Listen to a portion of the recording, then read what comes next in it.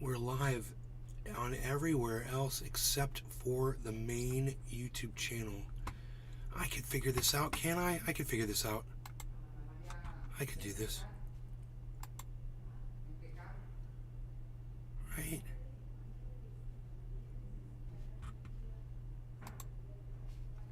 Title.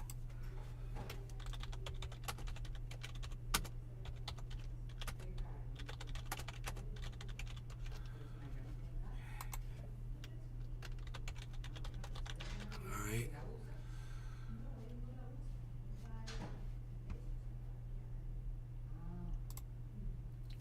I am so sorry. Oh my goodness gracious. I made such an error in starting the show.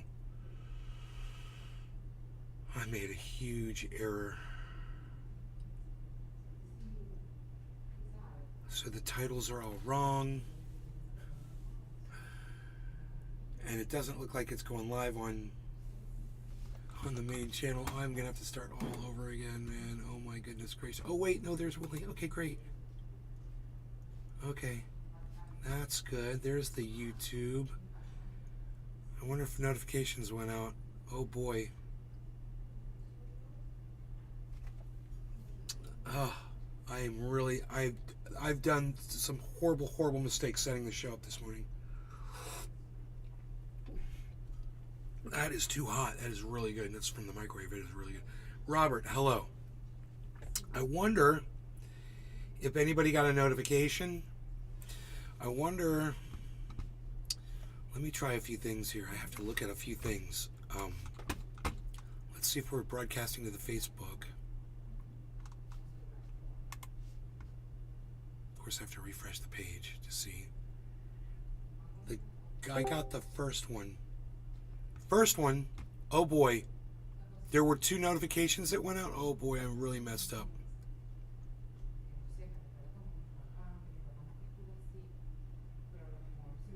Okay, that says we're live on. How do we open this up?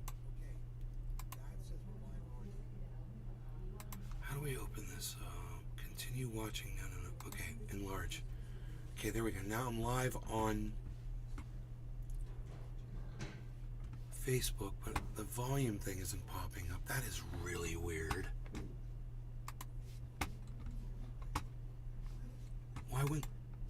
Why aren't there any controls for...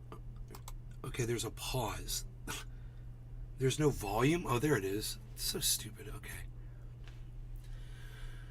No comments on Facebook. 27.5 try 28.8. That's the only one I got today. Okay, yes, that's the one. That's the one.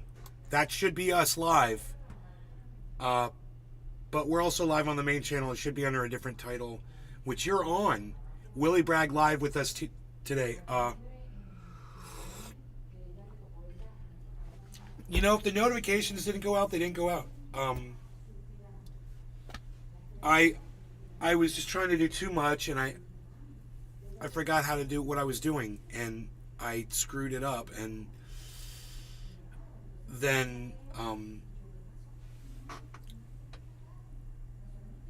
I ended up going live, and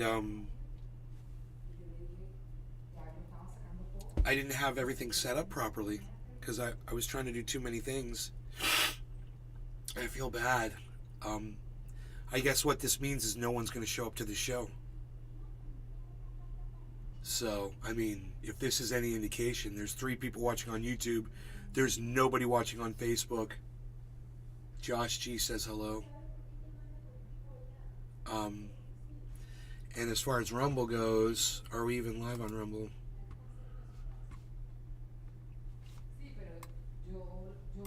Maybe not. Hello, everybody. It is Nate. I don't think we're live on Rumble. So,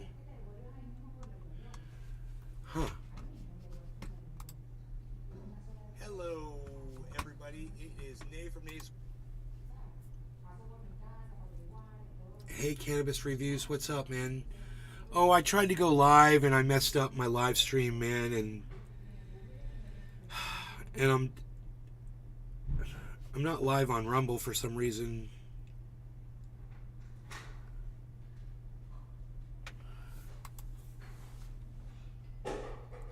clicked on Rumble.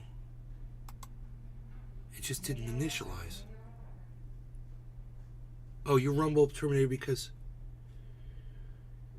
Okay. I gotta re-add the... I might be okay on Rumble. Let me just try to re-add the information here.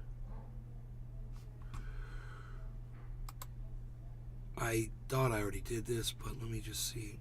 Yeah, I messed that up. Okay. Maybe I didn't do this.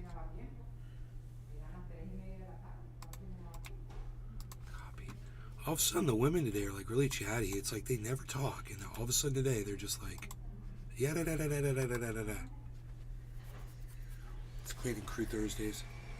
Okay, let's see if we can go live on Rumble now. You are now streaming to Rumble. Okay, I didn't get the error message. We'll go over to Rumble. So what do you do on these streams? Trade stocks, grow herb? Yes and yes. We dabble in it all. No, we don't do stocks. We do crypto.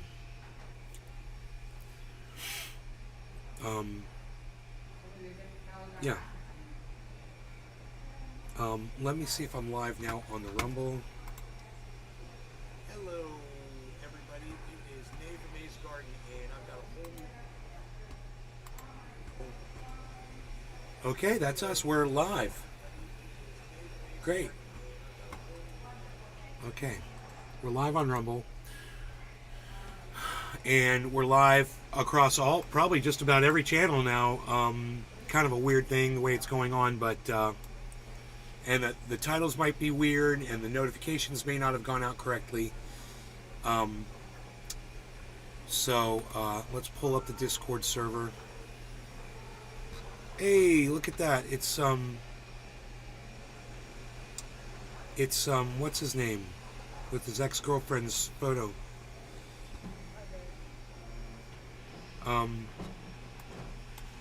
Hold on, I can't hear you. Say that again.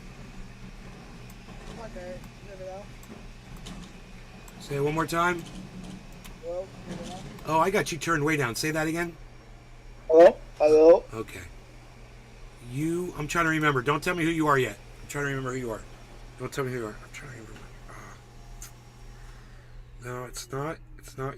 That's not you. It's your girl. It's your ex-girlfriend. And you are,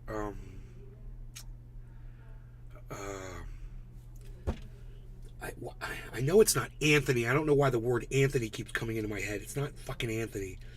It's, I want to say Andrew? Yes. Ha! I'm good, aren't I? Yep. I'm good, bro. Andrew, what's up, brother? I'm doing pretty good, man. Just chilling. Cool. You proud of me for remembering your name? I kind of was like, let me see what's good. Yeah, man, awesome. I'm so glad you're here. Okay, great. So we got somebody in the Discord already, which is great. And we're hopefully I'll pull up Twitter, which I haven't done yet this morning, and just make sure that Willie is still cool. Oh, there's some messages. I'm just setting up. Oh, he wants me to come into his StreamYard. What's up, son? I am live and can do... That's perfect. We can do a StreamYard again. That works for me.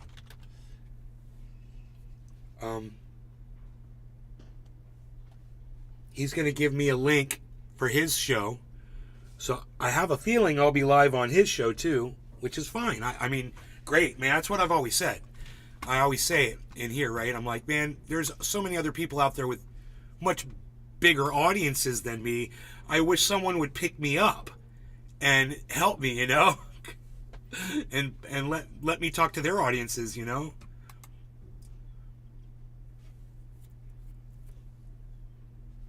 I'm not a shit lib, dude.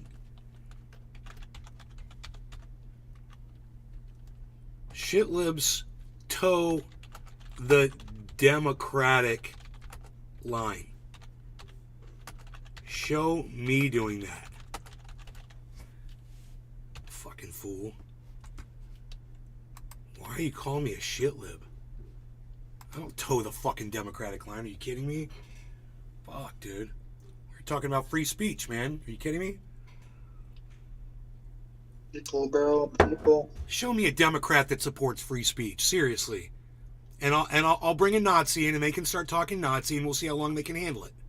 You know, they're not going to fucking support that shit. So don't give me that shit. You know, you're not going to want to hear Trump supporters talking. You're not going to want to hear Ron DeSantis supporters talking. You're going to shut them up. You're going to shut them down. You're going to silence them. I mean, ignoring them is one thing, but you want to take them off of social media. So don't come at me and tell me that I'm a fucking shit lib, bro. Okay? I'm not trying to silence anybody.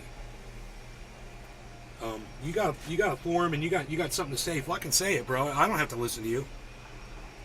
But I ain't a shit lib. And quit trying to say I am. If I was a shit lib, I'd be cheering on the war in Ukraine. Right? Exactly. God bless America. Okay, so let me just get my life together here because it's a little crazy right now.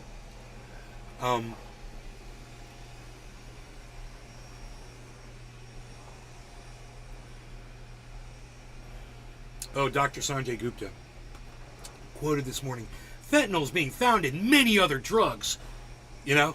So, you know, Adderall, all kinds of antidepressants, blah, blah, blah, blah, right? So I'm like, oh my goodness. I go and I tell my mom, I'm like, Mom, Dr. Sanjay Gupta's on CNN right now saying that they're finding fentanyl in like everything, like all kinds of other drugs. She's like, really? I'm like, yeah. I go back into CNN to go back to the room like 10, 20 seconds later, and Gupta says, I didn't mean to scare anyone. I was only referring to street-bought drugs, not from pharmacies. And CNN wonders why they have the lowest ratings in 9 years. You guys saw that tweet, and you liked it, and you retweeted it. Thank you. Thank you. It's a good tweet, right? I told you I put up good tweets, man. Yep. I'm so glad that you guys are supporting me. Thank you for that. I really do appreciate you guys supporting me on Twitter. Okay, so nothing back from Willie. He's going to take his time, which is fine. He's never. Ooh.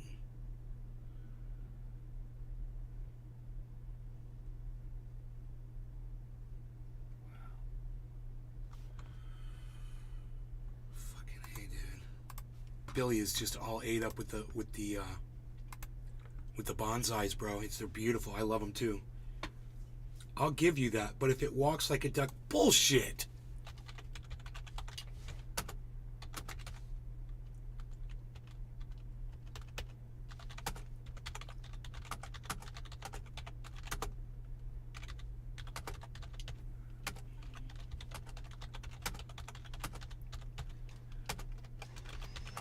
Show me how I am a shit lib. Show me how I'm a shit lib, please. A shit lib is someone that totes the line of freaking Democrats. That's a shit lib. No matter what, you're gonna support the fucking the hardcore Democratic administration, whatever. You're gonna support the Democrats blindly. That's a shit lib. You know they can't do the shit. The Democrats can't do any wrong. That's a shit lib. How the fuck am I a shit lib, bro? Poopy pants fucking Biden, really? A shit lib's gonna say poopy pants to Biden? Really? Show me a shit lib saying poopy pants. Show me a freaking shit lib calling Biden poopy pants. If it walks like a duck. Whatever, dude. You ain't got shit on me, bro. These motherfuckers, I swear, they're cue balls, bro. Yep. And I don't know if they're reachable. They act like things are that they're understanding things, and then as soon as you say one thing they disagree with, oh, you're a shit lib. You said something that I heard a liberal say once. What? That LGBTQ people deserve fair treatment. Oh, yeah, then I guess I'm a shit lib. Oh, boy. I don't have anything against the LGBTQ community. I must be a shit lib. Really? You know, like a Republican never had a gay child that they loved. You know? Whatever, dude. Get the fuck over yourselves. I mean, just because shut the fuck up shitlib Joe calls me a shitlib doesn't make me a shitlib. He's not the fucking authority on what a shitlib is. He misunderstands a lot of things. So you're taking your cues from the wrong dude, bro. You should be taking your cues from smarter people. I'm not going to mention any names, but me, you know, I'm available. I'm here. Okay, nothing from Willie yet. And like I said, Willie's not supposed to happen until 11. I was going to maybe go on break and come back and start another show.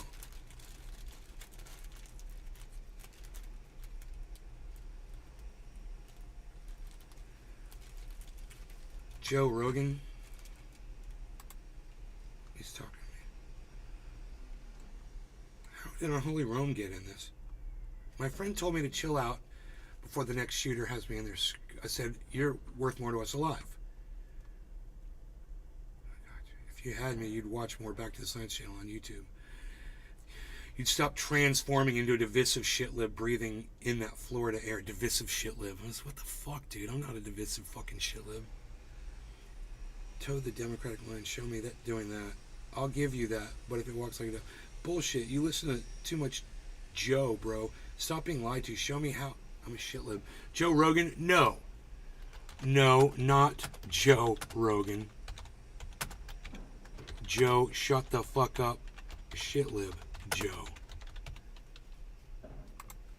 You know, the guy that calls me a shitlib is where I figure you get it from, too. Yep. I figure you're getting that from Joe, because Joe called me a shitlib, put me on a little shitlib fucking list. And that makes me really happy, because anybody that sees that list is going to look at it and go, wait, you put Nay next to Vaush? Really? You put Nay on the same page as Sam Cedar? What do Sam Cedar and Nay agree on? What do Vaush and Nay agree on? You know? You got me on the wrong fucking team, bro. I suggest you reassess that placement.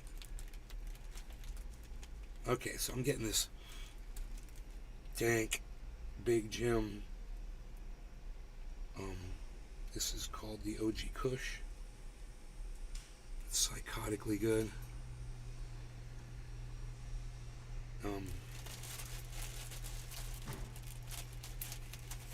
Okay, I'm getting some notifications. Is he already responding back to me?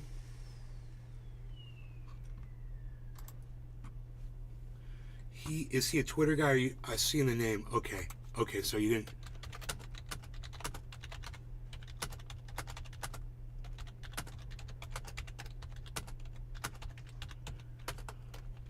Why do you keep calling me a shitlib?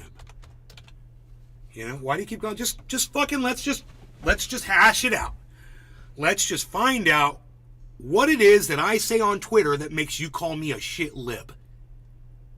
I mean, I don't vote. So how the fuck am I a liberal if I don't vote, you know? I don't support the policies because I don't vote. So best of luck pinning me down. I vote against people. I don't vote for people. Understand that. You know, I voted against Ron DeSantis. I voted against Marco Rubio. Period. I didn't give a fuck who was running against them. I don't support the liberal media or the liberal fucking policies. For the most part, I don't.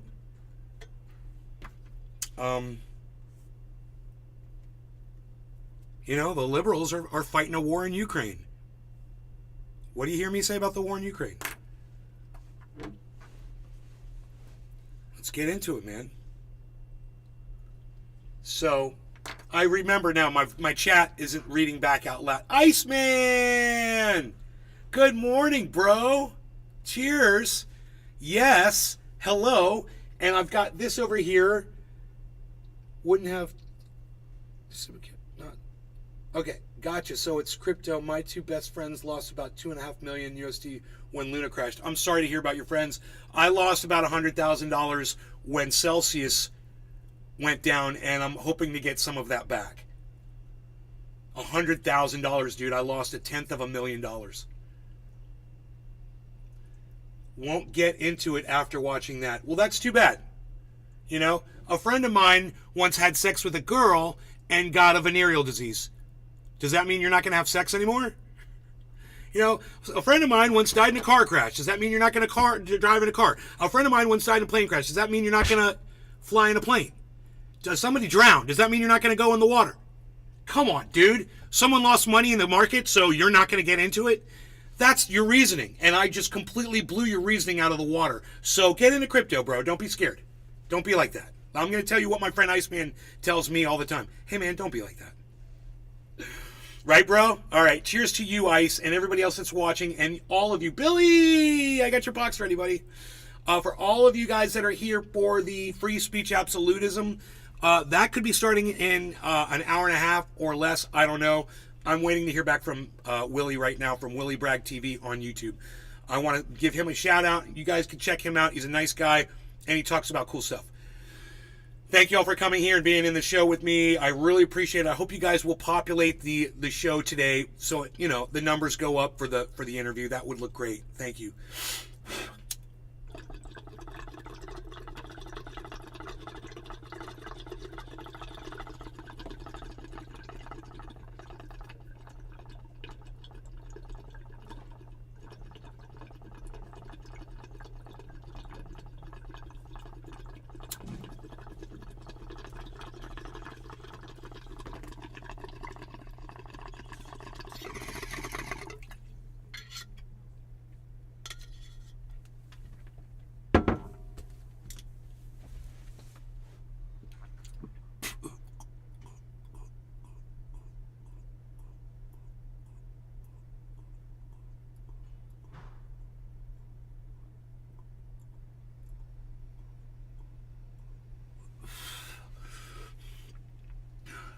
Billy, why aren't you a moderator?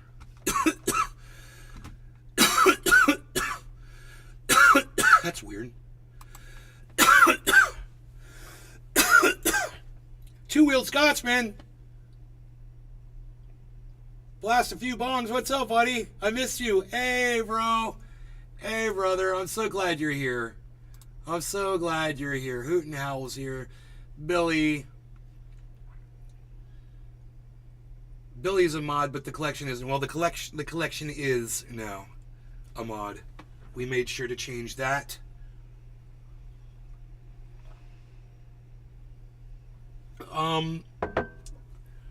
You know, and I don't know if Iceman had to take off or not, but he was over there on the YouTube. Let me just check out the Rumble Sphere. I'm trying to leave this Twitter up, so if Willie messages me, I'll see that. Rumble, we've got, whoa, what's up, Rumble? We got 10 people over there on Rumble watching. Hello. Whoa, whoa, whoa. I mean, I know this is all messed up over here. This is all messed up. I should probably get rid of all these. I could start over again. Oh, it just gets so crazy. Remove.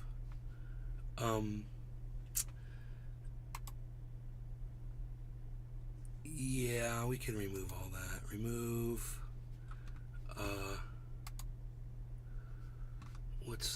That's chat is working. That's showing chat from.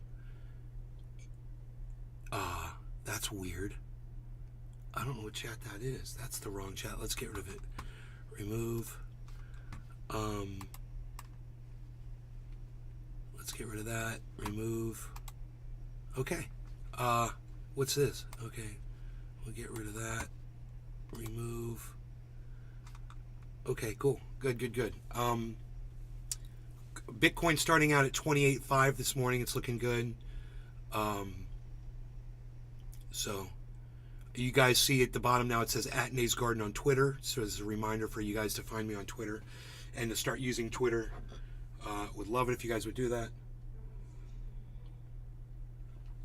This is how I'm able to talk to someone like Willie Bragg is I'm able to talk to him on Twitter. You know, I'm able to talk to just about anybody by using Twitter. That's why I want you guys to go to Twitter.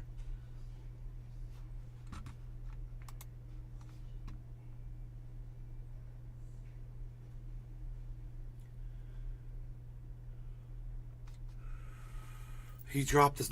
I asked him, why do you keep calling me a shitlib? And he's not responding to me now. Well, I guess he blocked you. I'll go through his stuff and report, but I'm assuming, like most folks, he's got good. Okay, he's going and looking at shut the fuck up, shitlib Joe's stuff right now. Here, this is what he's telling me. He went off on a bunch of shit. I didn't see any of this. He says, shitlibs think 9/11 was America losing its democracy. Okay, I don't think that. Which in fact happened decades ago. CIA taking out JFK was a coup, like a real one, changed history. Okay. This was just another power grab because they know what's coming. Ramp up police, pass anti-protesting laws. It's theater. I never said 9/11 was America losing its democracy, but let's talk about, hey man, the effects of 9/11 was the Patriot Act. And you want to see the fucking Patriot Act and talk about what it's done to our democracy, the indefinite detention. We could go on, but 9/11 definitely led to things that are taking our freedoms away from us. I mean, that's just silly. I don't even understand what he's saying, man.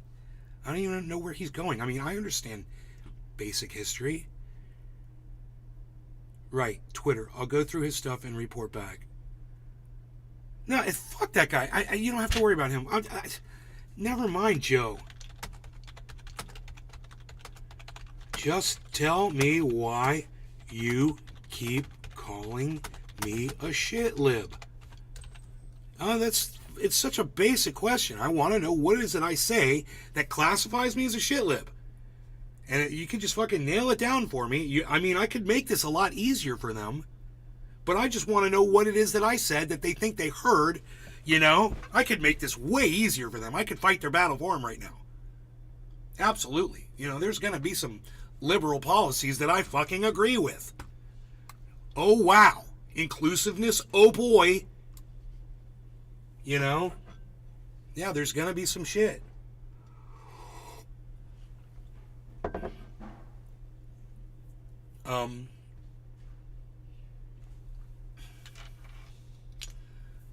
But the more I learn about both parties, the less I have in common with them. And that's the way it's been for a long time. I don't understand how anybody can come up with I'm a shitlib, with nay is a shitlib. Once you understand, it's like calling me a cue ball or calling me a flat earther. I don't subscribe to those beliefs. So why would you call me those things? I don't subscribe to the shitlib beliefs. I agree on the definition of shitlib, but let's find out what the definition of shitlib is. To me, I could be wrong, but it's someone who blindly supports the fucking Democrats. That's a shitlib. You can't criticize the Democrats because a shitlib won't take the fucking criticism. Well, you're barking up the wrong tree, man. I don't know what else to tell you. I'd like to get to the bottom of it. Because he's not the only one calling me a fucking shitlib on Twitter. 2 people call me a shitlib, and the other ones call me a right-winger. A fucking moron calling me, oh yeah, trust CNN. What? Oh. Right? Right, Holly? That's literally what it means, fucking Democrat thing. What's that?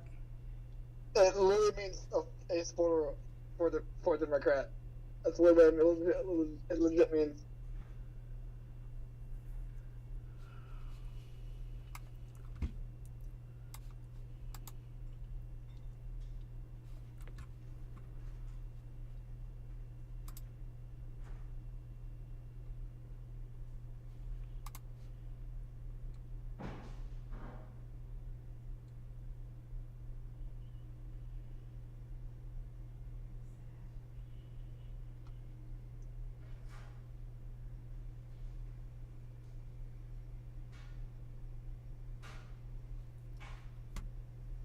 What?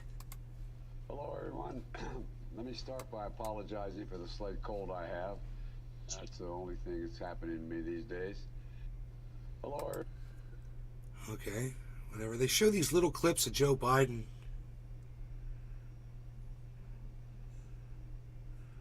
And they don't make any sense. They're always out of context. You know, what did you say the next second after that? I mean, yeah, I'd say shit. If you take me out of context, I'm going to sound like a babbling fucking fool, too. I mean, I've mispronounced plenty of words. I've misunderstood words. I didn't know the definitions to words that I tried to use, and I acted like I knew what they were. And then I was like, let me Google that. And I'm like, oh, it's the wrong word. He show everybody how dumb I am. You know, he's dumb. Don't get me wrong. He's a fucking idiot. But these short little clips of him out of context, they don't hit really hard, you know? It's, you can really just talk about his policies. If you really want to take Biden down at his legs, it's the simplest thing to do is to say, well, we're doing the Willow Project in Alaska, and now he's opening up the Gulf, which is even larger for drilling. After running on that he wasn't going to do this, he wasn't going to expand, and now it's all he's doing. Talk about that, man. The problem is, Republicans don't mind if you start drilling holes in the ground. They don't mind. Fucking pump more oil. Oh, we've got to be financially secure. We've got to be energy secure. Those are the Republicans too. I mean, he's a fucking Republican.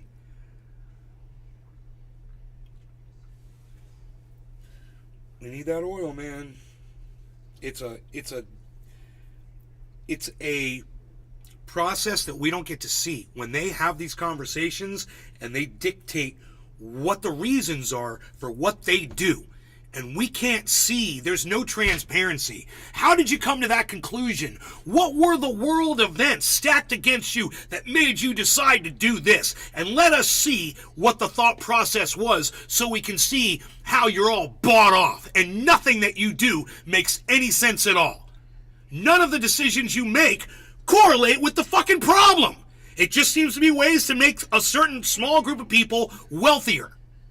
And we can see that. But I'm a shitlib. Okay.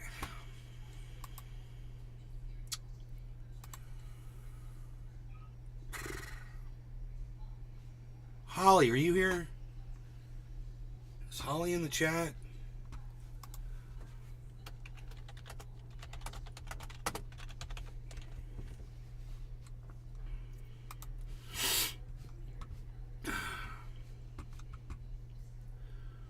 Rumble. 10 people watching. No chat. How many thumbs ups? 1 thumbs up, 10 people watching.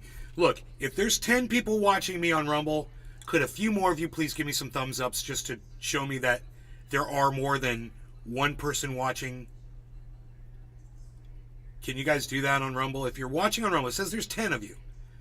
Just gonna ask, please give me some thumbs ups over there on the Rumble if that's something that you're able to do to let me know that you're at least here, because you're not chatting, so I can't see in the chat, but at least give me a thumbs up if you're able to do that, so I can at least see that there's actual people here.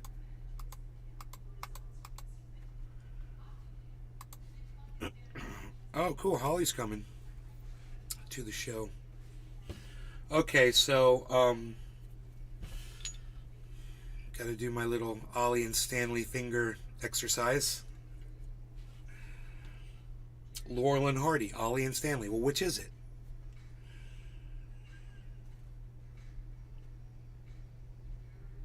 Indeed.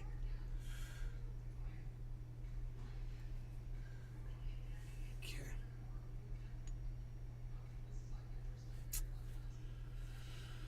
Laurel and Hardy. I wonder how old those guys lived to be. Yeah, everyone back then smoked cigarettes and people died young. Everyone died of lung cancer. Heart attacks, heart disease, all that shit.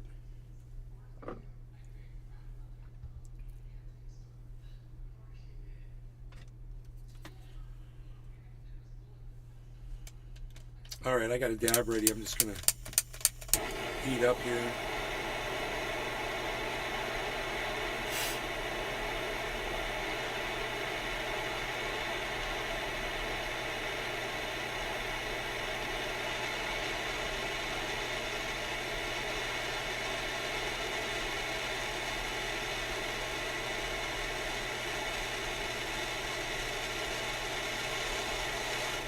Those dabs last night were the tastiest dabs of all dabs ever.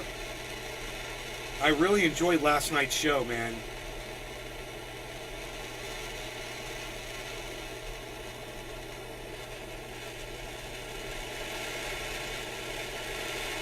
I turned the torch down because I didn't want to wake my mom up.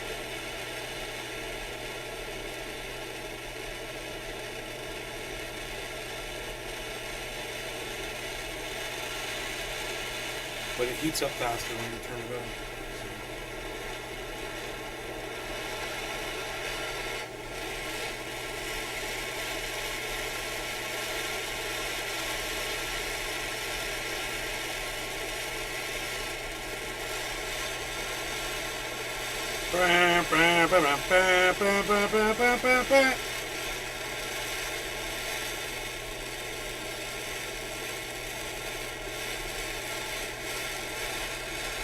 I don't know. It kind of looks like it is burning off the oxidation. No, I think I'm just imagining it.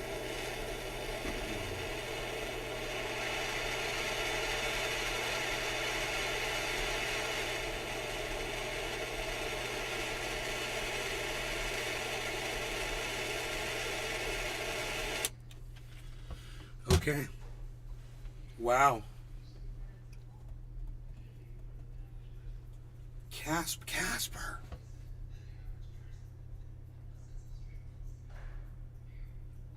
Dude, I was just talking about you last night, bro. Yeah, I'll give you a link. Last night's show, I was like, we really miss you, bro. We're worried about you.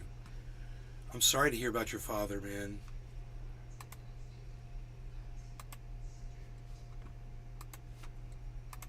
Okay, here's a link to the Discord in the chat. Man, I'm glad you're back, bro. Cyber's been like really worried about you too, man. Him and I were talking about you off camera, you know? Because we don't have a way to get in touch with you other than Discord, you know? Maybe you should give us your phone number, you know? Give me your number in Discord, bro.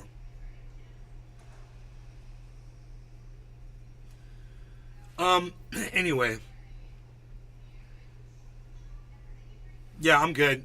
No law regarding cannabis. Thank you all for taking time out of your days and nights to spend it here on this show. It means everything. You guys are awesome. I know it's not easy to do, so cheers.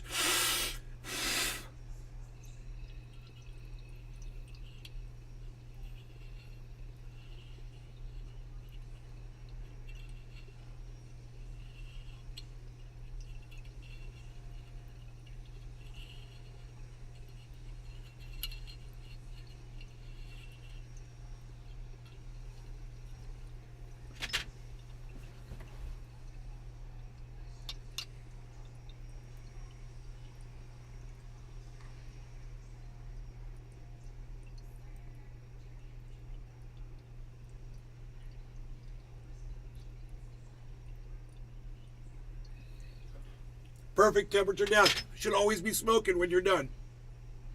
If there's smoke coming off, then you did it right. That's the right temperature. You don't want to eviscerate the dab.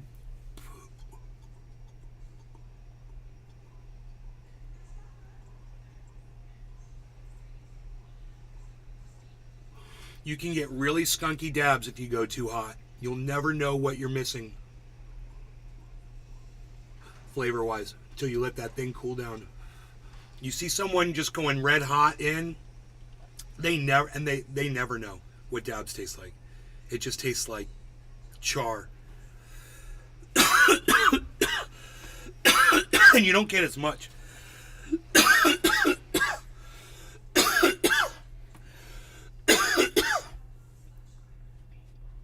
You get a lot more vapor when it burns over time like that.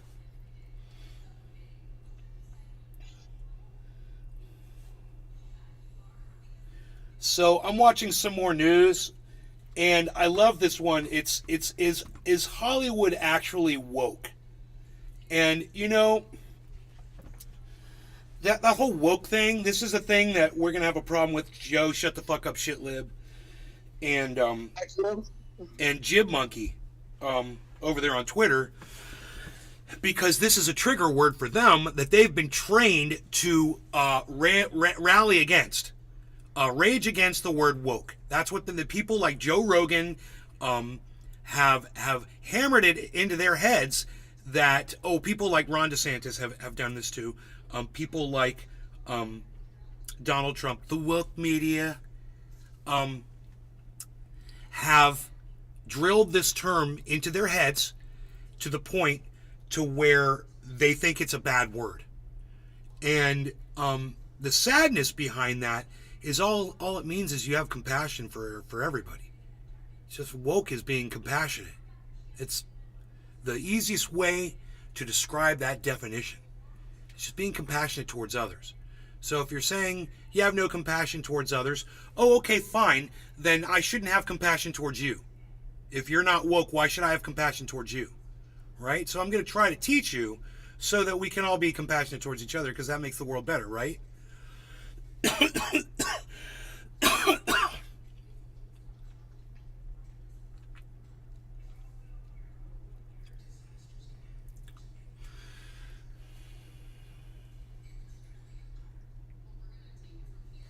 Anyway,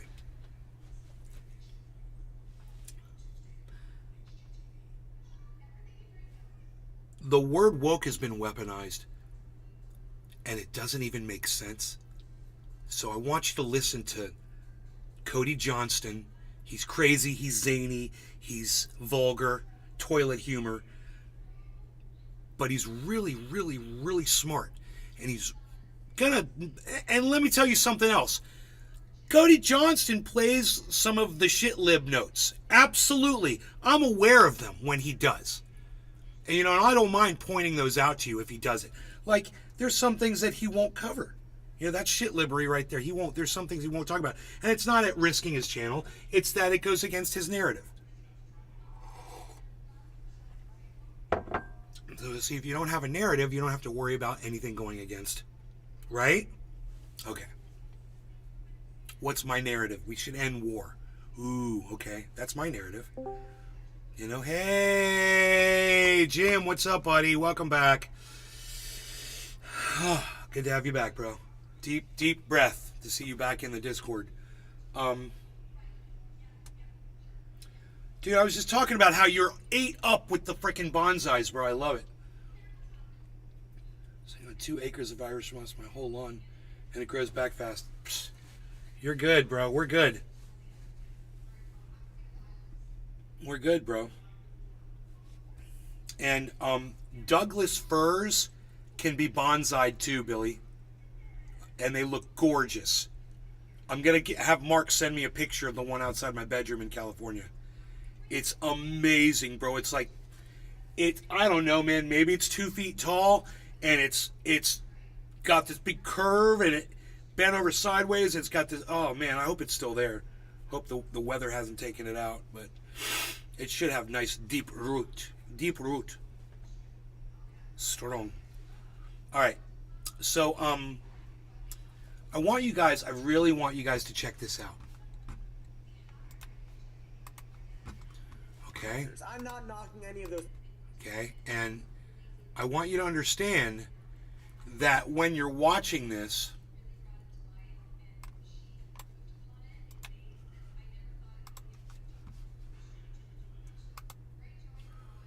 oh, where is the, okay, here it is. Great. White characters, although I get. Okay, great. So,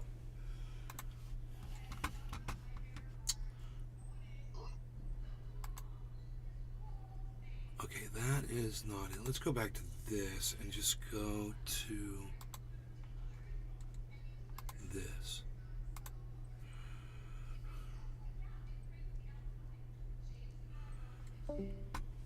Here, give me 1 second. I'll be right back, guys.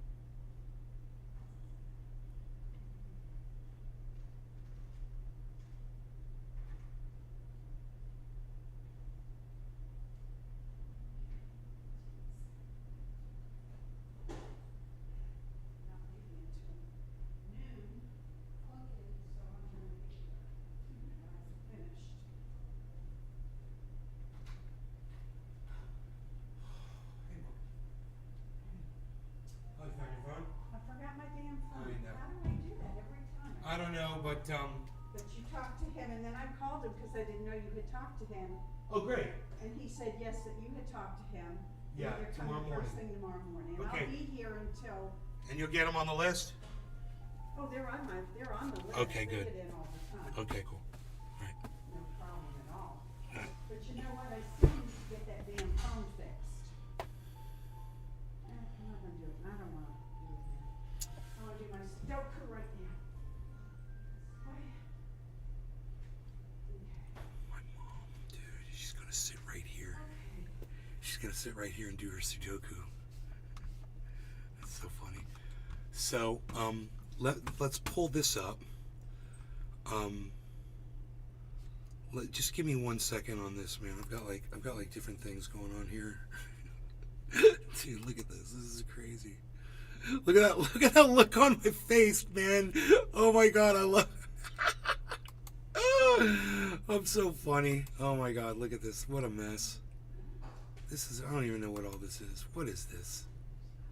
I don't need any of this. Look at this. What is this? I don't even know what that is. What's this one? Unreal. How about that? Hey, look at this. God, this is. Hey, there we go. That's good. Let's use this one. Okay. Let's go with. Boom. Yes.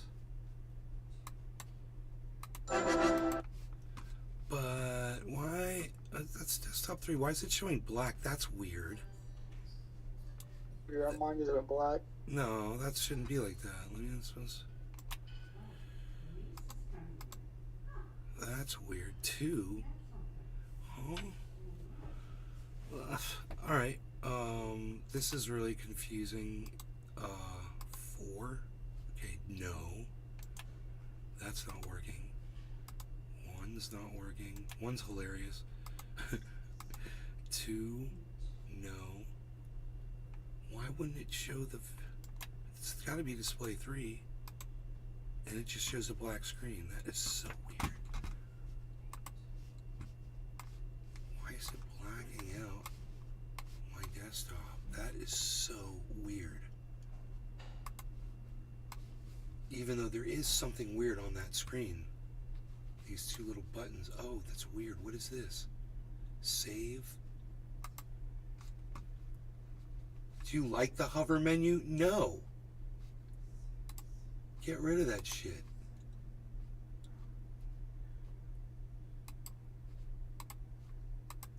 No, get rid of this shit.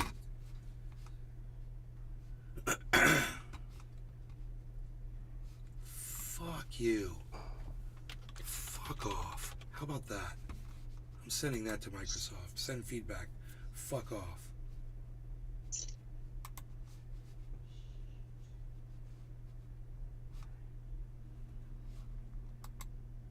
How about that? do you like this fucking menu? Hey, do you like my fucking dick in your mouth, you motherfucker? How about that? Fucking douchebag. Where is, why is this black? That is so weird. That is so weird, man. Why would that desktop come up black like that? Dude, it just did it again. It went to... I'm losing my mind. This is so weird. Okay, let me try a different desktop.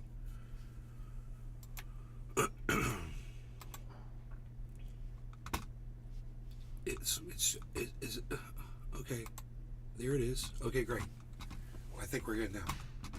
That was just, really, really weird. Wait, it's not doing... That's weird, bro. My computer is acting really weird. Okay, we could do it over here, I think. Maybe. Dude, Windows 11 is so bad. It makes everything more difficult. And the people who designed it are horrible people. They're just horrible, dumb people. I don't even think they went to school. Greetings, news believers and news heretics. This is your news god, Cody Johnston, here with the news. And here is that news. Some of it. Oh, lordy Lou! And Lord again! Lord being me. No time for that news from before, because here's some breaking news. Hollywood woke apocalypse. Whoa, Oh, apocalypse. dear Christ! Oh, dear sexy turned-up Christ! It's happening. What is all this fucking noise?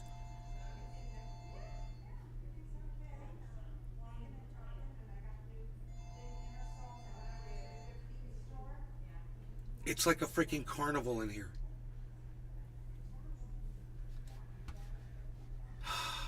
All right, I just didn't want to contribute to it, you know? It's like a cacophony of fucking chatter and ringing, and my brain couldn't take it. So, I'm really confused right now.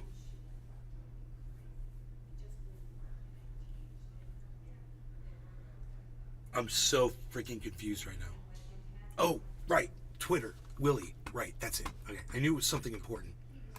I'm like, I gotta have Twitter up, man. Willie messages me. Let me see if I have it up somewhere. Twitter, there it is. Okay, cool. Message.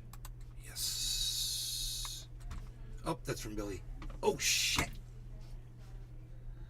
Okay, cool.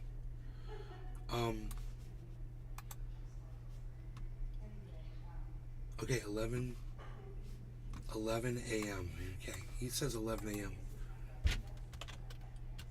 Okay, that was the agreed upon time. I'm fine with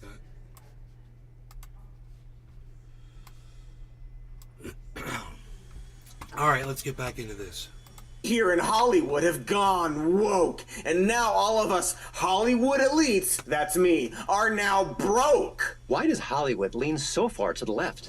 Woke Hollywood seems to be eating itself alive. Now that the awards have turned into one big far-left protest where self-obsessed celebrities berate the American people and tell them how to think, well, now the viewership has completely bottomed out. It's been a bad year for woke Hollywood, and it hasn't provided a lot of great entertainment outside of Tom Cruise, but it has provided a lot of content filled with unintended hilarity. There was a brief moment in time when millions of people were somehow duped into believing that Avatar was a good film, but the fever broke rather suddenly, and most of those who had fallen under its spell quickly realized the whole thing was just Fern Gully as reimagined by the Blue Man Group.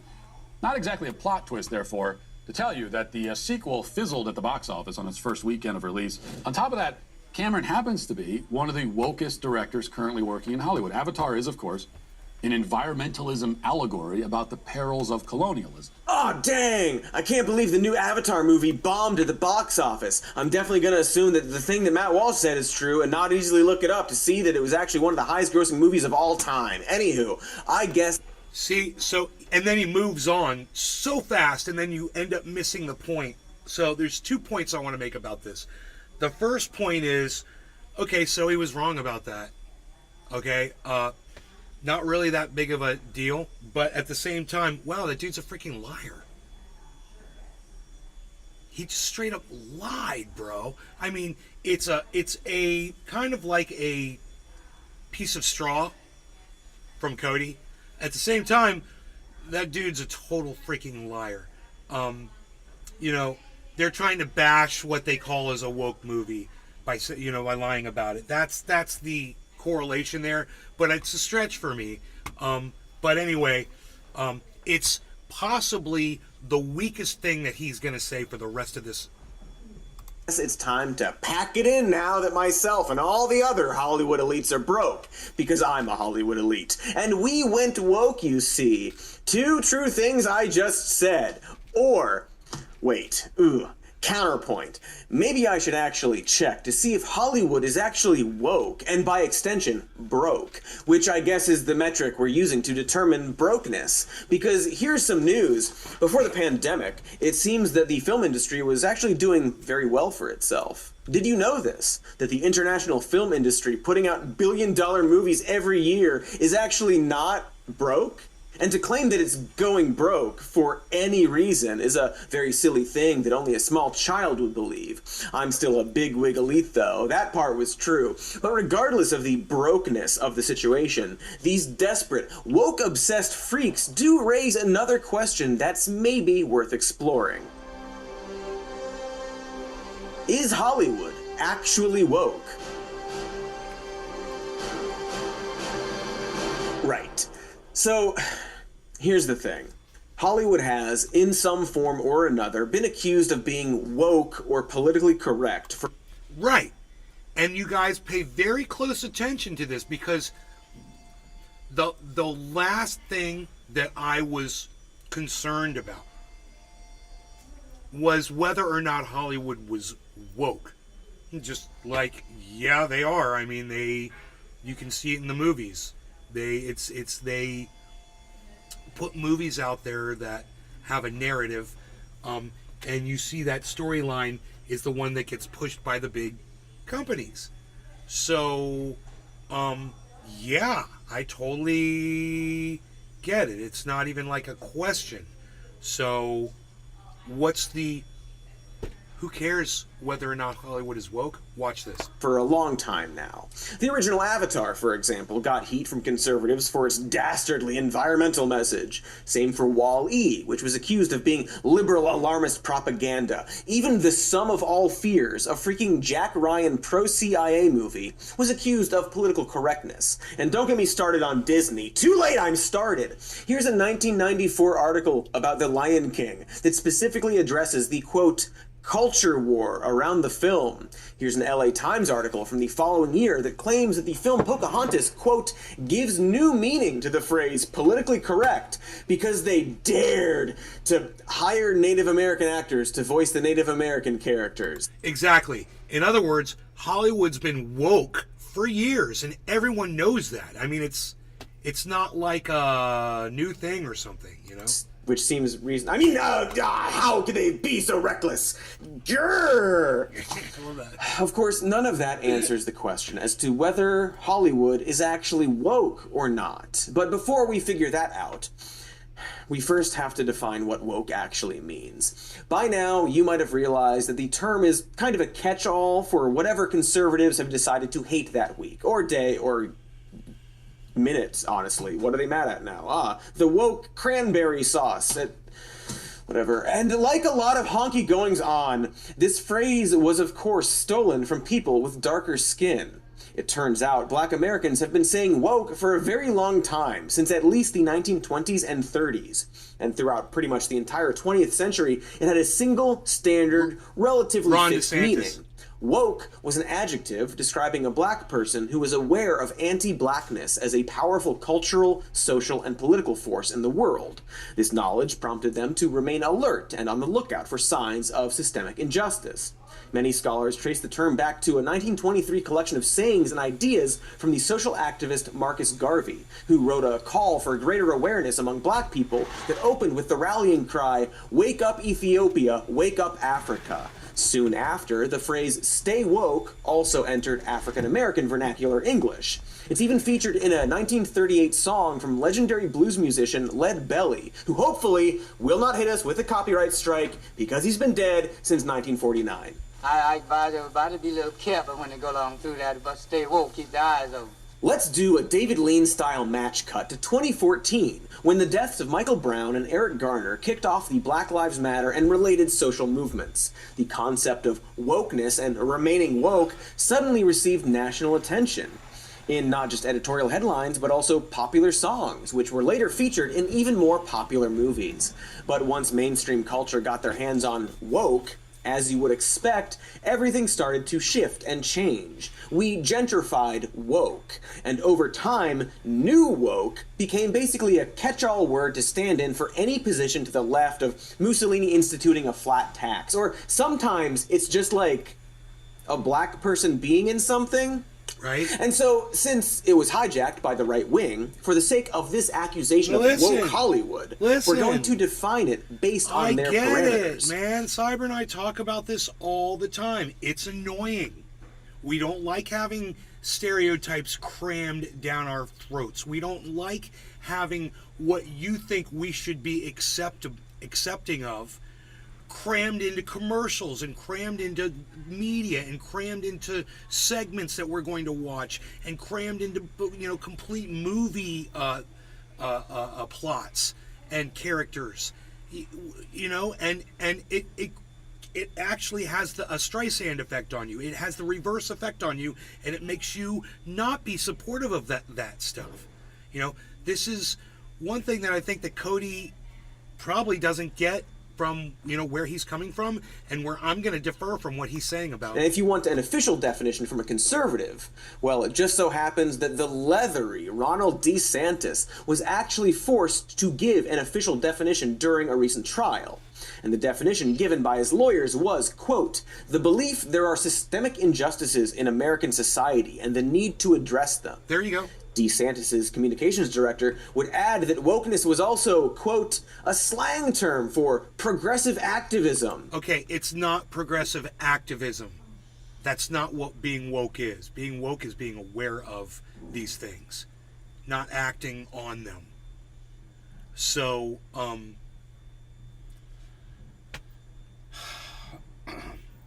his own lawyers know the definition of it, and if you listen to what the very definition of it, being aware of certain injustices, okay, when you're not woke, then you're denying reality, then you're being a liar, you're denying facts, you're denying the state of what's going on. It's not about opinion. This stuff is all provable. It's factual. People, you know, of color spend more time behind bars for lesser offenses. This is all provable. It's baked into the system. You know, go look up what racial profiling is. It's still being done today. It's in the system. To you, sure. And so there you have it. When conservatives complain about woke culture, they are apparently complaining about the belief that there are systemic injustices in American society that need to be addressed. Wow, they really are just racist, huh? But we're not here. Right? That's really what it just boils down to. And the problem with Cody is he's so funny and enjoyable that he'll say these points so quickly and they kind of fall short. He said it. But unless you're paying attention to what he's saying, man, you're going to miss it. I will watch these episodes over and over again so that these points will get drilled in. The ones that I agree with, of course, and not the ones that I feel are narrative, right? But he's not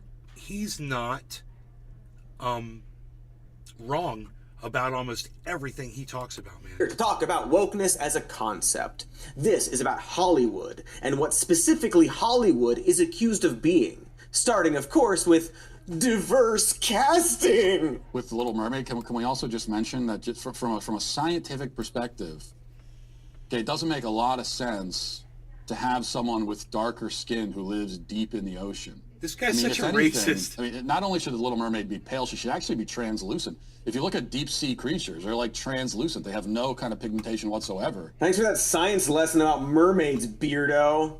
It's cool for me to call him that white, because I also have a beard. pale. He meant now, white. this is something we have seen for a while now. The complaint that films are recasting characters with more diversity in mind.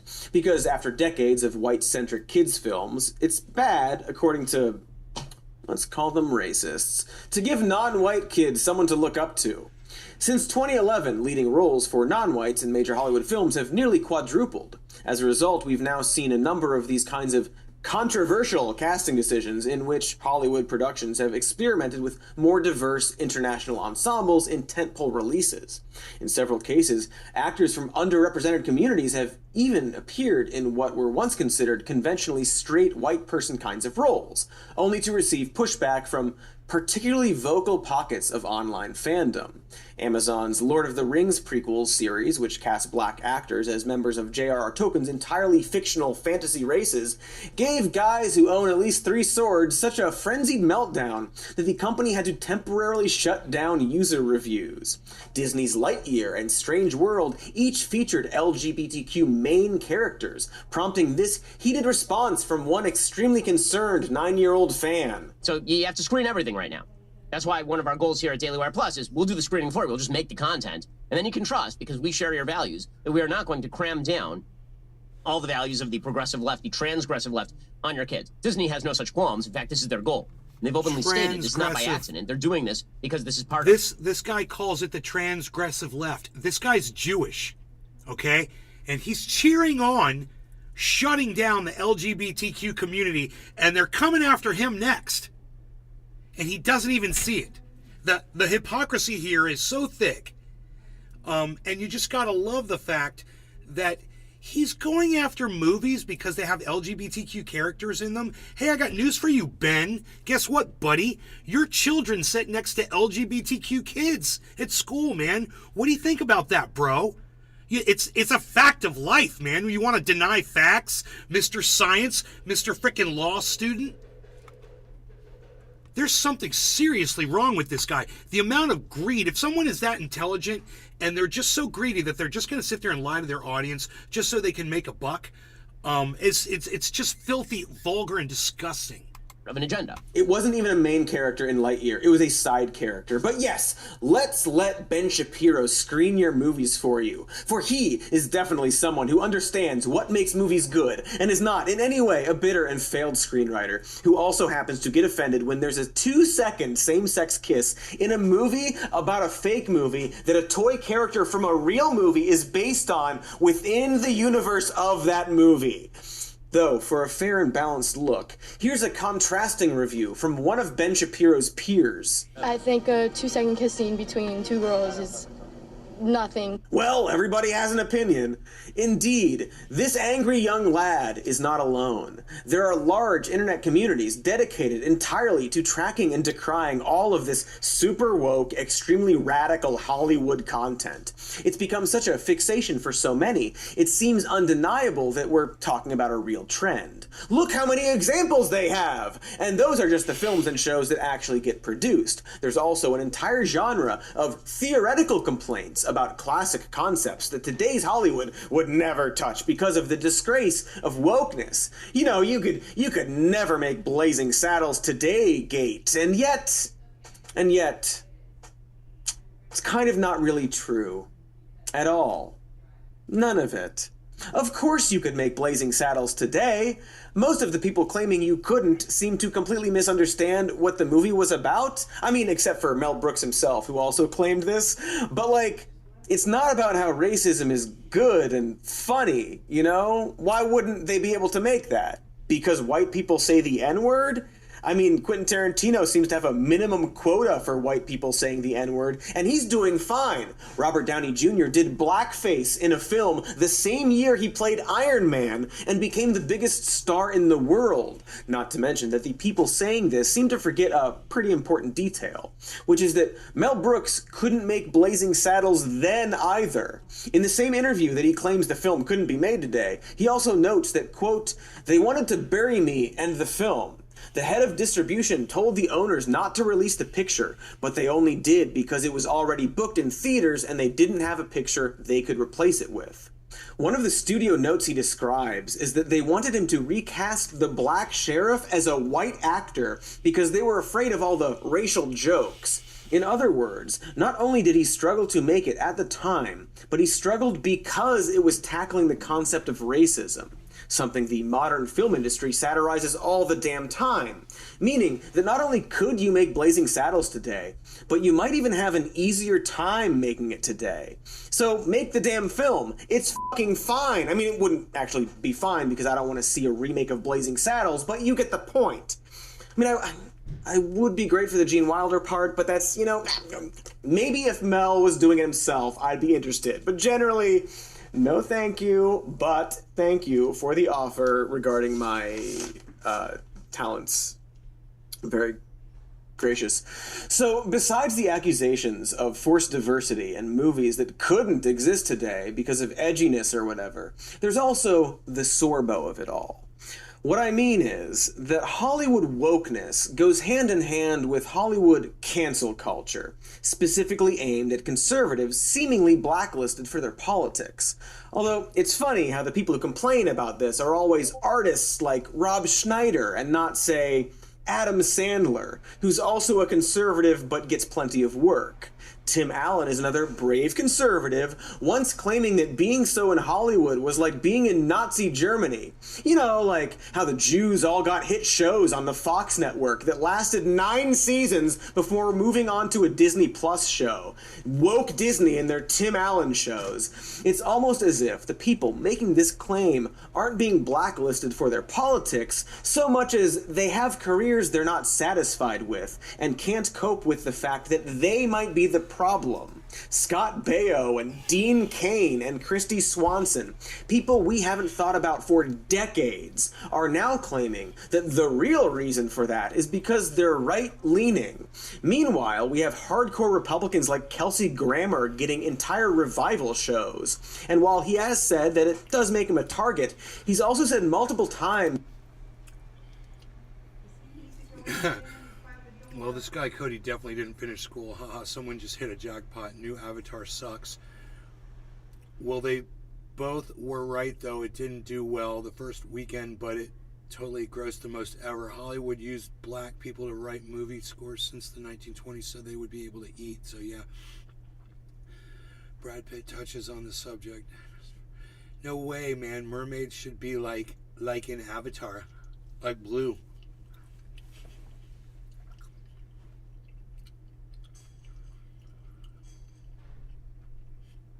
Every cast member of Tropic Thunder refuses to apologize for Tropic Thunder. Dude, that thing was a goddamn disaster.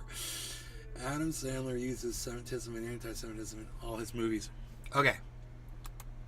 That being a Republican hasn't really been a big problem in Hollywood, and generally he jokes about it when asked. It is a funny thing. You spend a lot of time racking your brain about it, and I finally, I did think, part of me thought, maybe this being an openly Republican guy. Okay, guys, I got a link for Willie, man. So give me a second here. Let's get this off the screen. Let me add this to show stories here. Let me, here, I got a couple things I gotta do. Okay, we're having some screen issues, but we'll be fine. I can make this work. Add this. Okay, get rid of that. Okay, this is the Restream dashboard because I don't even need that up right now. I think we're good there.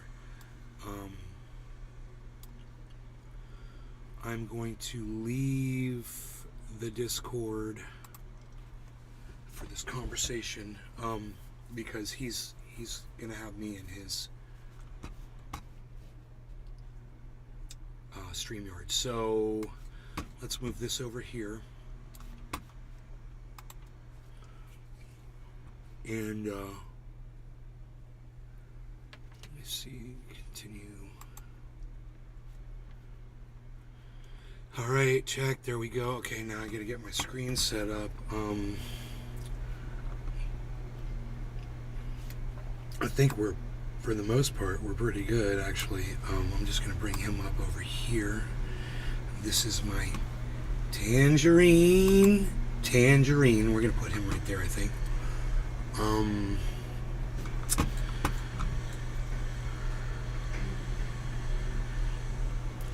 Let me just ask y'all. You guys ready for the Willie thing?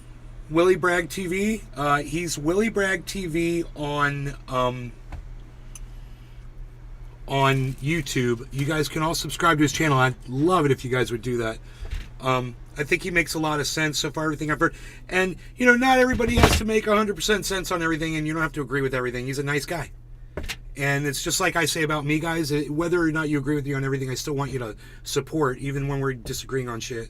And I'll try to be supportive of you. And before I go in there, I'm just going to do a bong rip really fast. So I want to thank all of you guys that are here to watch this interview, this conversation with Willie. We're on his channel and my channel. Cheers, guys.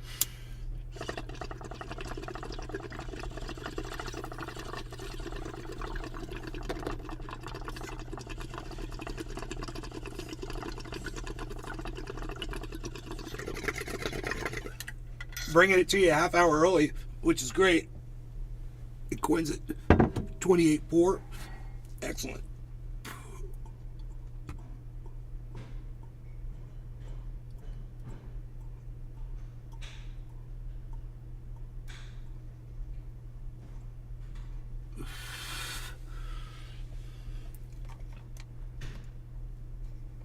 My fan's not on, that's cool.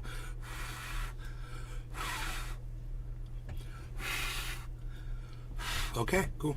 I think we're good here. Let me just find my mouse. There it is. Okay. Oh, scheduled.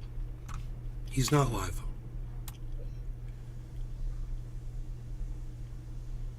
Okay, I guess we're gonna wait. Yeah, I got all ready. I guess we're a half hour off, guys.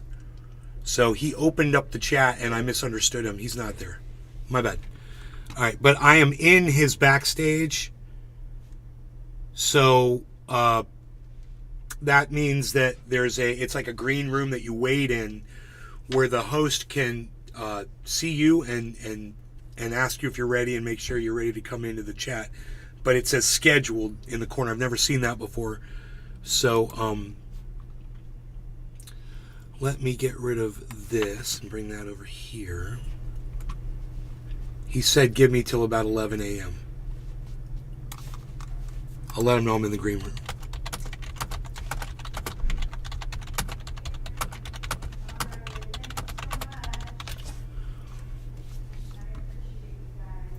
Alright, I'll let him know I'm in the waiting room. My show's live. And over here, I don't know where I'm going to show up on screens to set that up. So, I kind of got to wait for that.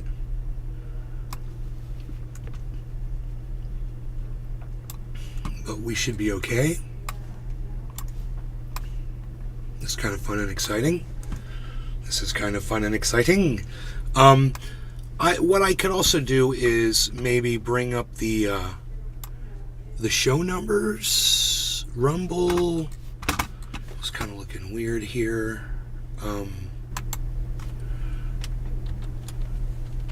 Oh yeah, if I go like that, I can see it. Okay. That was what I did wrong. Okay, I'm going to add this, and this will be Smart Selection, and then we'll just go like this. And this will be the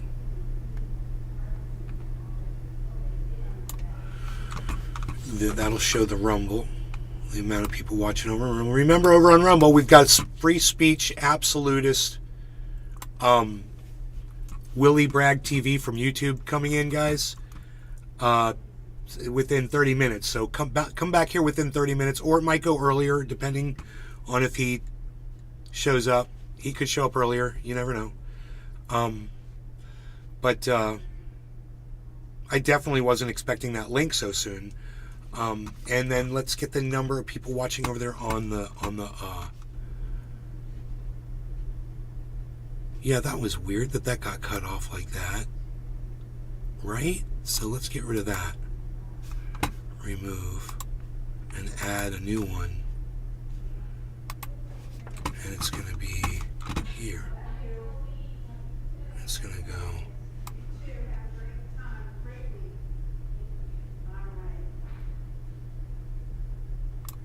that one will go like that.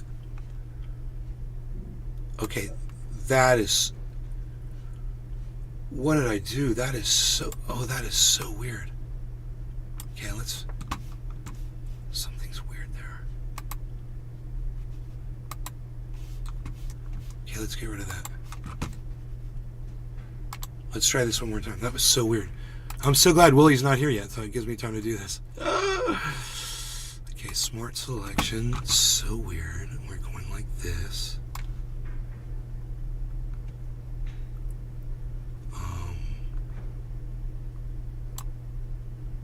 Okay, there it is. 4 watching. Great. That is great. And that can go right there. This can go right here. Right? And then Facebook. You guys, excuse me for looking up here like this. Facebook's got 2 viewers on it, on the main channel. Huh. It's almost not even worth putting up. I mean, I'm going to say hello over there.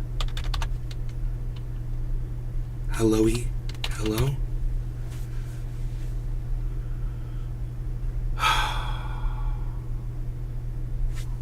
Ice was there before.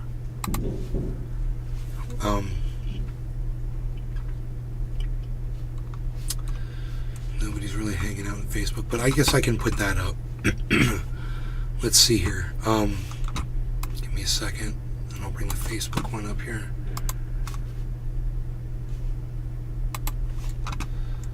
Okay, we'll go from like here to there. There. And that'll show the Facebook number.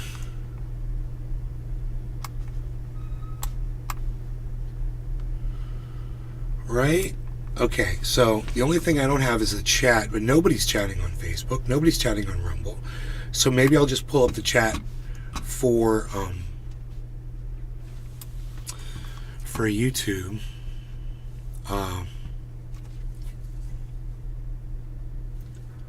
Frying, what's up, bro? Okay, add source. Let's do this. Let's gonna do the chat. And we'll go like this.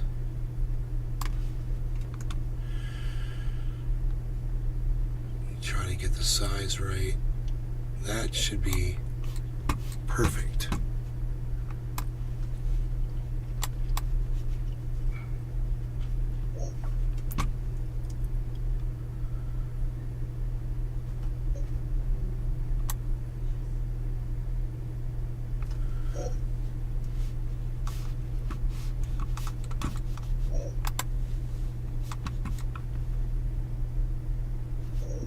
What am I hearing, man? I've got Discord is turned off. One of my mics, that's muted. That shouldn't even be on. That shouldn't be producing any sound at all. That's off. That's off. What am I hearing? I'm hearing some kind of weird sound. Your Facebook feed is still just shutting off for me. Huh. I don't know why. Drop frame 0. Oh, wait. Zero drop frames on all 3 of my broadcasts. Because I'm rocking it. Okay, so if I could get one of my other desktops to work here, that would be great. Or I can just put the StreamYard in as a source, you know? Yeah, I think we can just do that.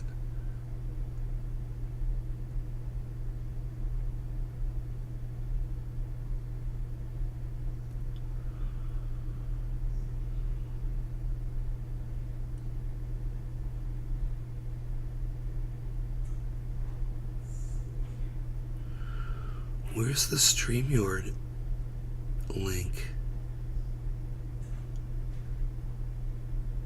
StreamYard, there. Oh, damn, I just saw it. StreamYard. Oh, there it is, guys. Great. Okay, you know, this is gonna work. This will work, I believe, just like this. And I can move this anywhere now. I can move StreamYard over here on top of Rumble since nobody's talking on Rumble.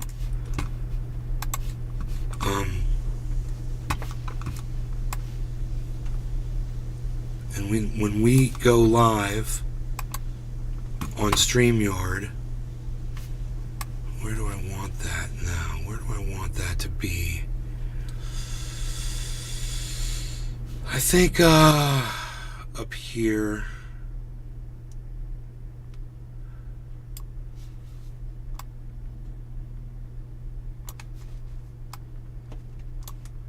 Oh, these are locked. Okay, that's cool. I don't mind that. That works out perfectly like that.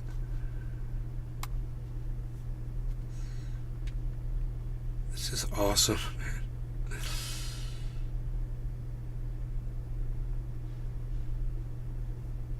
Okay.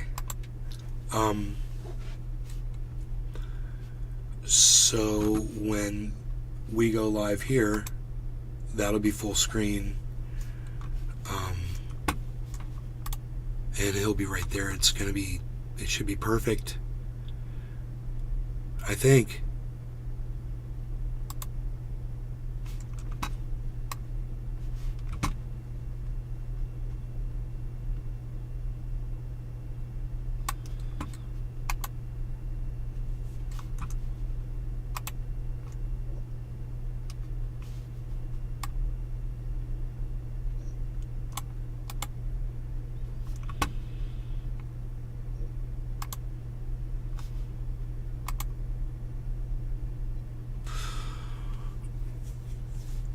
Remove that. We don't need that there.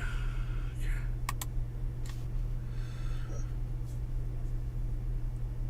Dude, look at where that number was. 23,000, dude. It's at 28 now.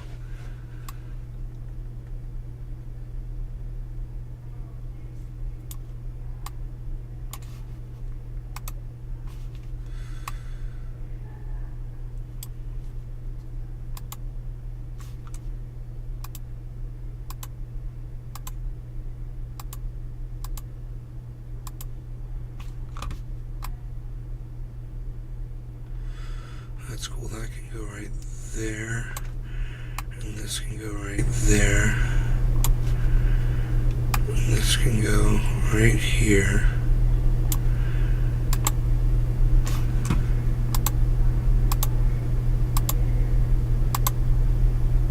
There we go. I love it. All right. That is great. Just making room for everything, man.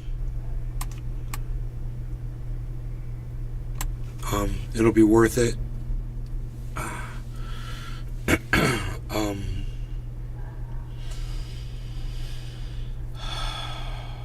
So, oh yeah, my questions, those are right here.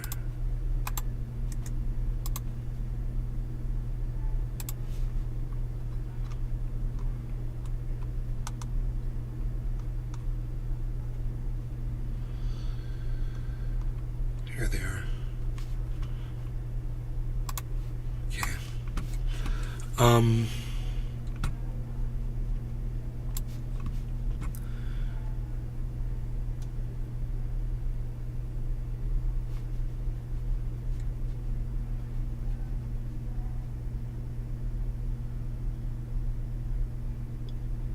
Okay, great. I've got the next question. So from the first day, and then the second interview questions. Great. Still got a bunch. Billy's question never got asked.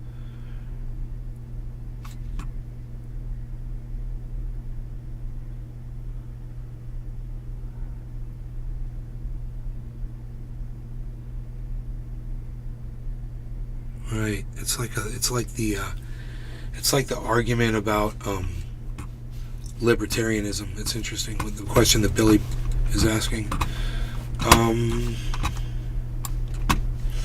So let's go like this with these questions. Wait a minute. That is really weird. There they are. Okay, no, that's not them. There they are.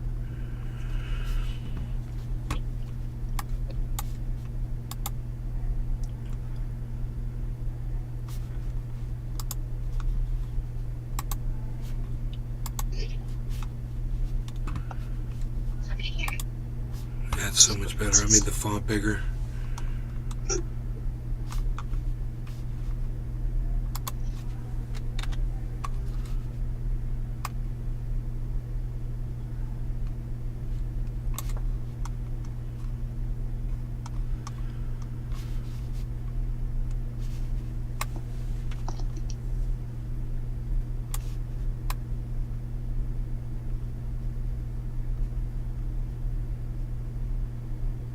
I mean, my computer has not crashed since we fixed it a long time ago. I've had it on the whole time. I haven't turned this computer off and rebooted or anything since the Willie Bragg interview, just to see if it was gonna. Not that I can remember. Maybe I have. I don't think so. It may have. I don't know. It's logged out and logged back in. But I don't know if, let me see if Willie's trying to reach me on Twitter at all. I'm thinking about that, like, quick. No messages coming in from Twitter. I told him I was... Sean, what's up, buddy?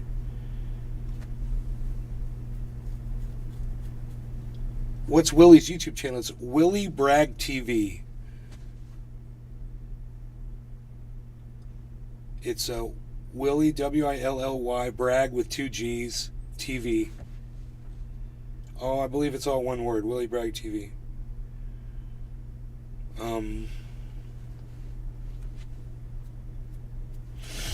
Do I want coffee?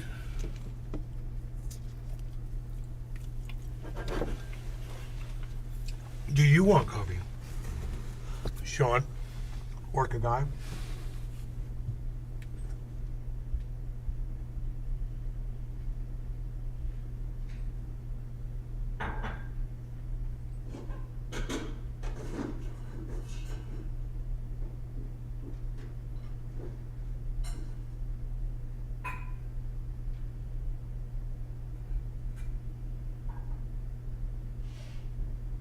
Please.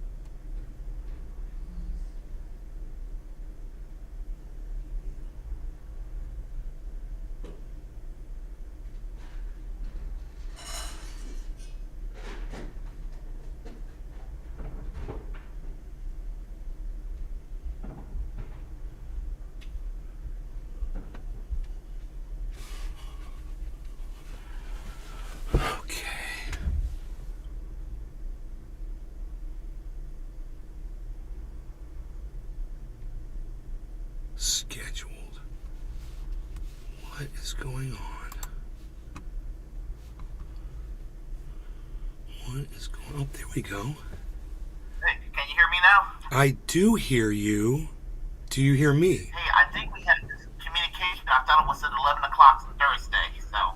No. You're fine. I'm early. Okay. We were expecting you at 11. We're expecting you at 11. Okay, well, I'm here, so, okay, that's cool. Yeah. How are you doing today? Fine. We're doing great. We're doing really good. Okay. I'm doing good, too. Good. All right. Ready? I guess, I have it scheduled at 11, but I can schedule it anytime you want it. No. 11 today, right? Yes. So in 10 minutes. Yeah. Yeah. I'm saying we can do it sooner if you want. It's all up to you. Oh, bro, we're live. So I just have to move your audio over. For some reason, your audio is routing through my monitor here, and I have to go to the settings, the audio settings here in Discord. I mean, not Discord, in StreamYard here, and just route this out to, where's the audio? Here it is. Let's see, it's saying it's default mic. Okay, here we go, speaker. Realtek. Okay, I think your audio should be good. Okay. Yes, that's you. Okay, I'll tell you what I'm going to do. I'm going to just go ahead and go live. I'm going to put on the theme music, which will take a couple of seconds on my side, and then we'll get started. That's okay with you? It is okay. I'm going to check all my sounds here because you were a little quiet. Which browser am I using? Okay, great. I'll go live on my side, and we'll, You sound great, and I'm just going to make it full screen over here, and then I'm going to bring you in.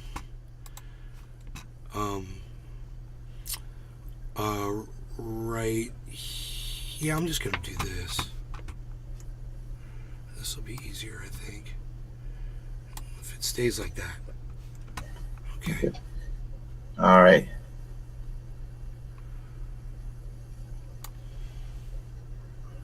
Okay. Yeah. And I'll get started on my end right now, and then we'll get started. Okay. Excellent. Thank you so much, Willie. All right. Hold on a second. Oh, my coffee. Let me go grab my coffee. Okay, not a problem. We will be live very shortly. Very shortly.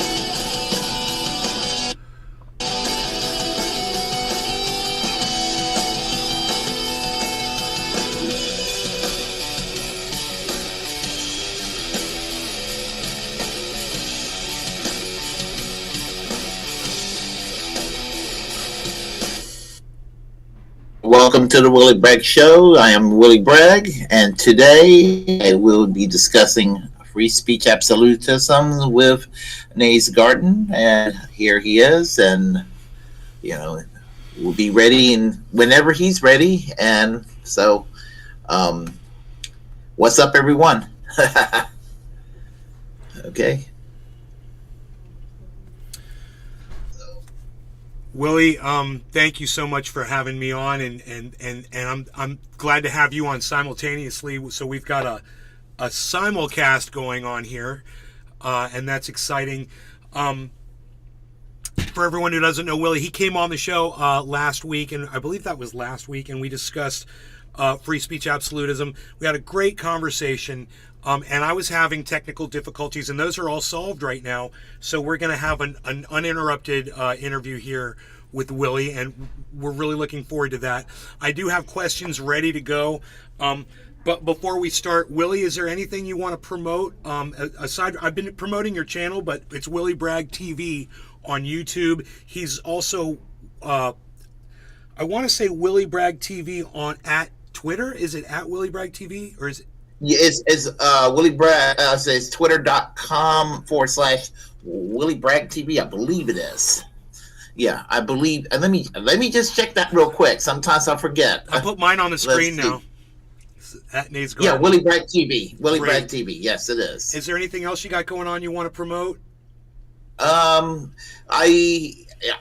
Saturday night at 9 p.m. Eastern Standard Time, I do live stream in partnership with Cabarrus News Group, KRTD Media, that is, and I just basically do what I do during the week. However, I do it in partnership with them. It's just our way of basically promoting each other in the name of corporate, again, to try to counterbalance corporate media, basically to promote independent media. We're helping each other, in other words. It's all in the name of promoting independent media,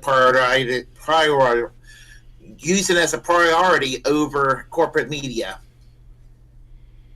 Excellent. And we're glad to have you, and we're glad to have you promote anything that you have going on, because like you said, all we have right now really are each other, because everybody's being subverted with algorithms and being muzzled and being silenced, and it's nice to have these conversations speaking out against it, and I love having you on to talk about it. So thank you, appreciate that. Yes. Okay, you ready for the second barrage of questions?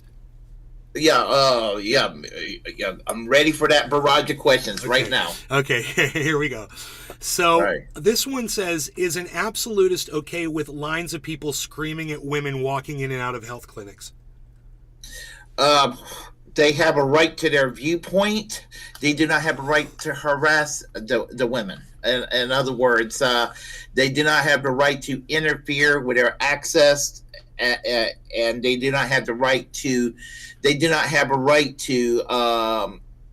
They don't have a right to physically stop them, and they do not have a right to verbally abuse them. But they have a right to express their opinion on the subject matter, if that makes any sense. As far as a free speech absolutist goes, holding up vulgar, what someone might consider vulgar posters or offensive images while these women are trying to go in and out, that would be okay. And let's see, reproductive rights, regardless of whatever my personal opinion or somebody else's personal opinion would be, must be protected under the law because of a woman's health. It must be between her and her doctor, and that's what it must be. Those who are quote unquote pro-life, they're entitled to their free speech. They do not have a right to physically interfere. They have a right to protest, but I would say I'm not 100% sure as far as the distance, and I'm not, but as far as the content, they have a right to say whatever they want to say on, as far as the content's concerned. I want you to realize, I don't know how much of an authority you are on free speech absolutism, and I just want you to know, I don't consider you, some expert or anything. I don't want you to have some kind of pressure on you that we're thinking that you need to speak in absolutes at all. And if there's something that you're not comfortable with, or that you want to refer to something else, that's fine. Just say, this is how I feel about it. I'm not so sure, and we can investigate it, because I'm learning, bro, and I love just you reaching and trying to remember everything you know about this, and it's almost like we're both learning at the same time sometimes. So I think it's really cool. If that's okay, is that all right? Yeah, that's fine. I don't pretend to be an expert. Cool. That's perfect, brother. Perfect. And I've learned so much. The most important thing I've learned talking to you so far. And what's that? I'm a free speech absolutist. There you go. Yeah. Okay. From talking to you, I found out that I'm also a free speech absolutist. I couldn't wait to tell you that. So the next question comes from somebody from the audience who watches all the time. He's very talented. Someone that is he relies on free speech to do what he does. His form of expression in art, on the internet, in real life, all the things that he's ever done relied on him being able to express himself. So this comes from Billy Ballantyne, and what he says is, absolutists believe that the wording "Congress shall make no law" in the First Amendment means that neither the federal nor state governments may pass laws that abridge the individual rights of religion, speech, press, and association. So, can religions that kill people with Kool-Aid be able to just do so and get away with it as far as a free speech absolutist goes? Well, okay. You mean something like what happened in Jonestown, for example? And I would say that as far as the end game of somebody dying, now that's where the line is drawn. I mean, I'll give you an example, probably a less controversial example, although it's controversial. For example, a Jehovah's Witness, for example, they don't believe in blood transfusions. Now, if an adult don't believe in a blood transfusion, that's on them. But if a child, I don't care what their religious beliefs are. I think the state ought to intervene and save the child, and they kind of contradict themselves because those people don't believe in abortion rights, but then they'll let their kid die if they need, the kid needs a blood transfusion. I don't understand that. But anyway. That kind of touches on libertarianism right there when we talk about states' rights and I mean, I don't know. It's because you were saying something about the Kool-Aid, and I was thinking about the Jonestown incident. And let's take it. Let's take it to a different step. Let's say your religion says that you're not allowed to view certain material. If a religion is trying to step on your rights of free speech or expression, or to read a book or whatever, does a free speech absolutist prosecute the religion for violating free speech, or how does that if you belong to a certain tradition, and you belong to that tradition, and they say this is what you don't do, that's up to you to obey that particular faith, because they're the ones that make up the rules in that church or that institution. But that church or that institution does not have a right to infringe on or impose on the rest of society, whether it's Christianity or whether it's Islam or any other faith. I mean, I oppose the implementation of Sharia law, even on a limited case, for that same reason. Because to me, it's kind of like you oppose, Christianity kind of meddling into people's affairs, you would sort of do the same thing too. I don't understand that, like in Western Europe, where they have some Sharia recognized in a limited way. Seems like it will kind of contradict the mainstream law that exists in those countries. Sharia is possibly one of the those third rail type religions when you're talking about free speech, isn't it? That's the one, man. I mean, it's, what are we going to do? What do we allow? Are we going to watch and let somebody cut somebody's head off because of they were cheating on their spouse, or are you allowed to surgically go after the genitals of a girl because the religion says it's okay? And like you said, when it comes down to hurting someone, when it comes down to violence against someone, that all falls into that category. And I'm with you on that. I mean, who am I, as someone coming not from Sharia law at all, to look at another religion and say, you guys can't do that. You subscribe to that. That's your belief. And you all, because you say it's your religion, that's how you all agree to that. And then you start thinking about, well, some of these people might not have a choice. So then the free speech absolutist has to look at that and say, hey, you got to break a few eggs, I guess that's where I'm at with it. Yeah, as I said, whatever, I'm not trying to pick on any religion per se, but I'm just saying whatever religion it is, if anything that's kind of restrictive within that faith, if whoever believes in that faith, somebody chopping somebody's head off. Obviously the state's should intervene there, and it should not allow that sort of thing to happen, or the state should not allow people use their spouse or like, for example, not beating up on Mormons. We don't allow Mormons to, the fundamentalist Mormons, for example, to marry multiple spouses. And I'm not picking on them. I'm just giving that as an example right there. There's always something that's a little bit weird about all religions, every one of them. That's I got to thank Billy for that question. It's really it was an interesting little walk we took there, and I think it covered a lot. So Billy, thank you for that wonderful question. He's in the chat right now. So we've got the next question here is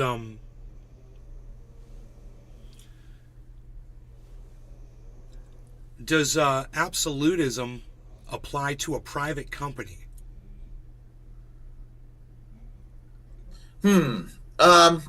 That's really interesting, because the right wing sort of try to have it both ways when it comes to free speech on that one. And they'll be like, well, or they get upset if somebody gets in big trouble for making an anti-gay joke or anti-trans joke or a racially insensitive joke or something like that. But somebody gets fired or reprimanded, there will be like, they want to go and defend that person. But then these same people they're okay with somebody getting fired for organizing a union, which is a free speech right. Mm-hmm. Yeah. So as far as, let's say, social media companies and free speech, whenever you're looking at Twitter or Facebook and, the obvious moderation that is going to happen for the types of things that are hate speech, violence, calls to violence, and things like that. When we start seeing people being penalized because an algorithm is misunderstanding satire, we know already that we've taken the control of our speech too far on social media. These are private companies that do this, and it's almost like religion. We all agree to these rules if we're going to use the service. So that might drive you to go find, another place that allows you to say whatever you want. And while some of these places might exist, there doesn't seem to be one main free speech social media platform where people really migrate to that seems to be as successful as like a YouTube or a Twitter or Facebook. So what is the most popular out of all of the options that anyone could go to for a free speech forum where they're going to be able to see videos of people like you, or maybe even interact with you live on a podcast? Is there a platform that you would recommend for free speech absolutists? It's kind of hard right now. The options. Well, I know Rumble. I'm trying to get up to 100 followers on Rumble so I can start live streaming along on YouTube and Twitch. That is what I'm trying to do, and hopefully, if I can do that, I can increase my visibility in the online left, sphere. Get my presence out there a little bit more. However, the options are kind of limited. I don't want to go on BitChute because BitChute is filled with a lot of right-wing crazies out there, and I don't want to be associated with that. They have a right to believe what they want to believe and advocate what they want to advocate, but I just don't want to be associated in that kind of area, or go to Gab or some places like that. because honestly, even though they claim to be free speech areas, they're really not going to defend the free speech of the left anyway. Well, I have to tell you, on Rumble, I've done everything that I ever got in trouble for on YouTube and more. I play video. Bro, we could watch Star Wars together on Rumble live, the whole movie, and they won't do anything. Right now, that's the way it's set up. I know that's shocking, right?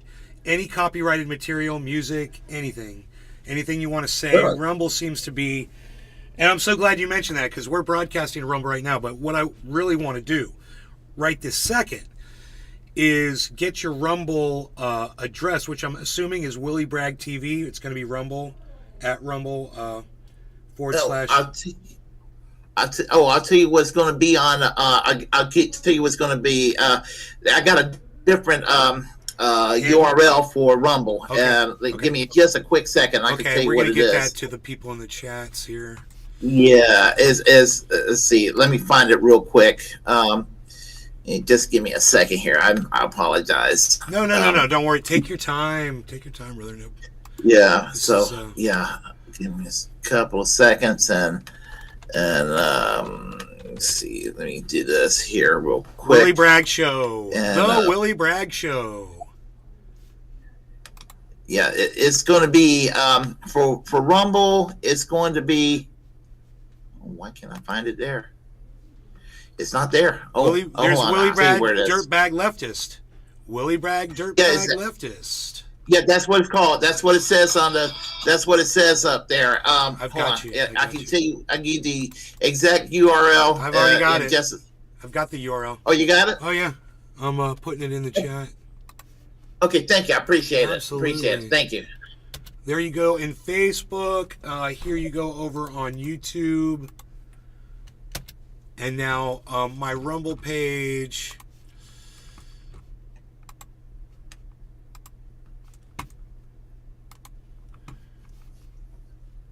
Seven people watching on Rumble. Right on, guys. All right. And everybody on Rumble, there it is. I subscribe to all three of your Willie Bragg channels, but I'm definitely subscribed to that one now too. So let's get him to 100 so he can start live streaming, guys, on Rumble. I paid the $10 a month for it, just to start. And then I got to 100 and then I discontinued my $10 a month thing.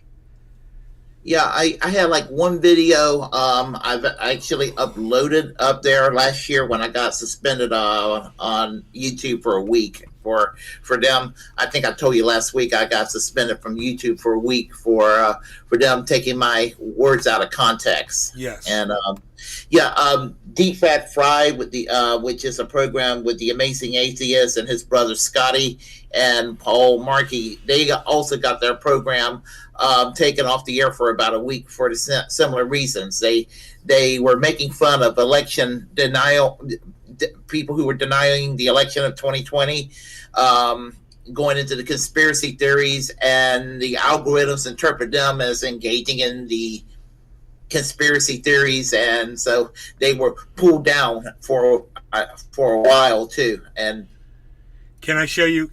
Oh wait, you froze up there for a second. Your video froze up. I can hear your audio. Oh, there you are. You're back. Okay. Let me show you one of my tricks. See, whenever we don't want to get a medical misinformation talking about COVID or something. So if I talk about, that's what I do. I don't say the word. I just go, and everyone knows that I'm talking. Okay. Yeah, I'll go like, if I want to talk about these, I'll use code words for so many things. It's hilarious, and I do it, of course, in my titling as well for my videos. It's sad that I have to do that, but I feel like I'm a closeted podcaster, and I'm like having to just podcast by candlelight, in a basement with 6 or 7 people down there with me hiding from the algorithm police. I usually have to go get very loud and tell YouTube, screaming over the air. It's like, tell YouTube not to get angry, not to get the algorithms taking my words out of context. This is not a conspiracy theory. Exactly. This is what I'm saying here. Exactly. And you got to do a disclaimer like for a whole minute before you say, just so whenever you do get the strike, because you know you're going to get it anyway, you could say, look, go 1 minute before, type it in there and say, go 1 minute before I said this. I said this was going to be blah, blah, blah. You know, usually they will be nice, but sometimes, man, when you get frustrated or if you write it the wrong way, they'll just totally ignore you, and you'll get the 1 minute review. Oh, we've a human has reviewed this and decided, no, you sent that 1 minute later. That's not true. It's hit or miss with that stuff. But oh man, don't get me started on that. This is interesting because it kind of goes along the next question. How does free speech absolutism affect copyright law when you're playing videos or movies on podcasts and things like that? And people are expecting to get paid for, you know, revenue and whatever. But if it's free speech, can I take somebody else's speech and plagiarize it or use it? How does that work? I guess I can understand where, from a, you know, as a socialist, it's going to sound weird for me saying this. I guess from a profit-based standpoint, I can understand where people are coming from as far as, you know, wanting to protect what they created, what have you, or you know, so I can understand getting permission to use certain types of music or what have you. What I don't understand are like news clips. Like if I take something from CNN or take something from Fox or whatever and play a clip in relation to what I need to discuss, sometimes they'll just take that down. You know, just like, what the hell, you know? I mean, and you know, there's this thing called fair use that we're supposed to, we can kind of use news clippings, but apparently we can't. Now that's a new one for me. News clippings, like you mean video clips? Video clips. Yeah. Yeah. I'll tell you what I've found out. Okay. The ones you cannot use are Jon Stewart, Apple TV. You cannot use HBO, Stephen Colbert. Okay? Nothing from HBO, nothing from HBO Max, nothing from Apple TV.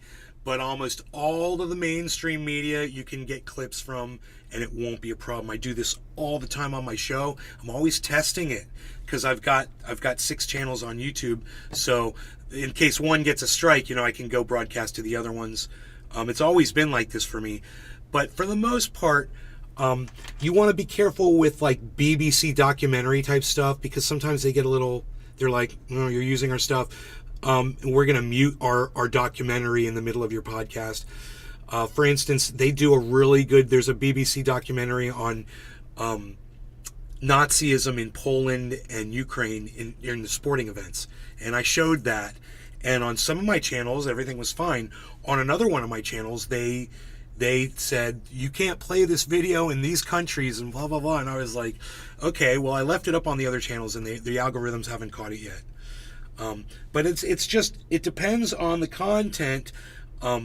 Generally, and this is the other funny thing.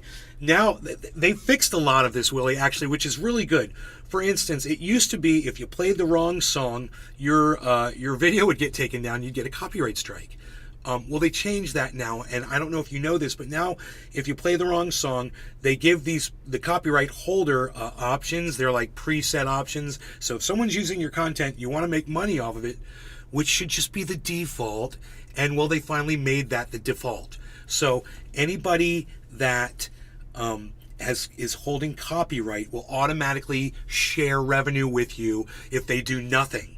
And that's the way it should be. And if they want to be, oh, you know, it's my material, blah, blah, blah, we don't want you using our material, or we don't like what you said about us or whatever, then there's that option to where they can fully monetize your video, have their content that's in your video muted, or have your whole video taken down. And they give them a lot more control, but it's really, this system works so much better, and it's actually, it's unbelievable that they actually did something and they made it better.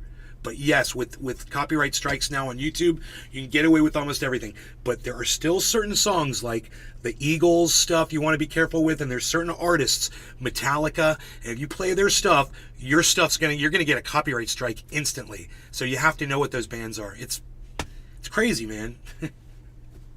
Yeah. Oh yes. Yeah. I try not if any music I try playing on my channel, I try to make sure it's royalty free.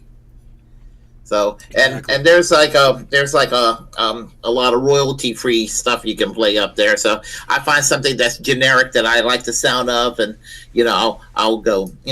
Sometimes it can be like a good background music or whatever. Yes, so. And I play live bands from Orlando that I go out and see, and their music is not copyrighted, and they love that I play their music on my show. So we'll play shows, an entire evening with a local band, and we'll watch like 6 or 7 songs, while we're doing the podcast, and we don't have to worry about copyright, which is great. But it's an interesting dynamic because, right now copyright law is not jiving with free speech absolutism for sure. There's definitely some problems there.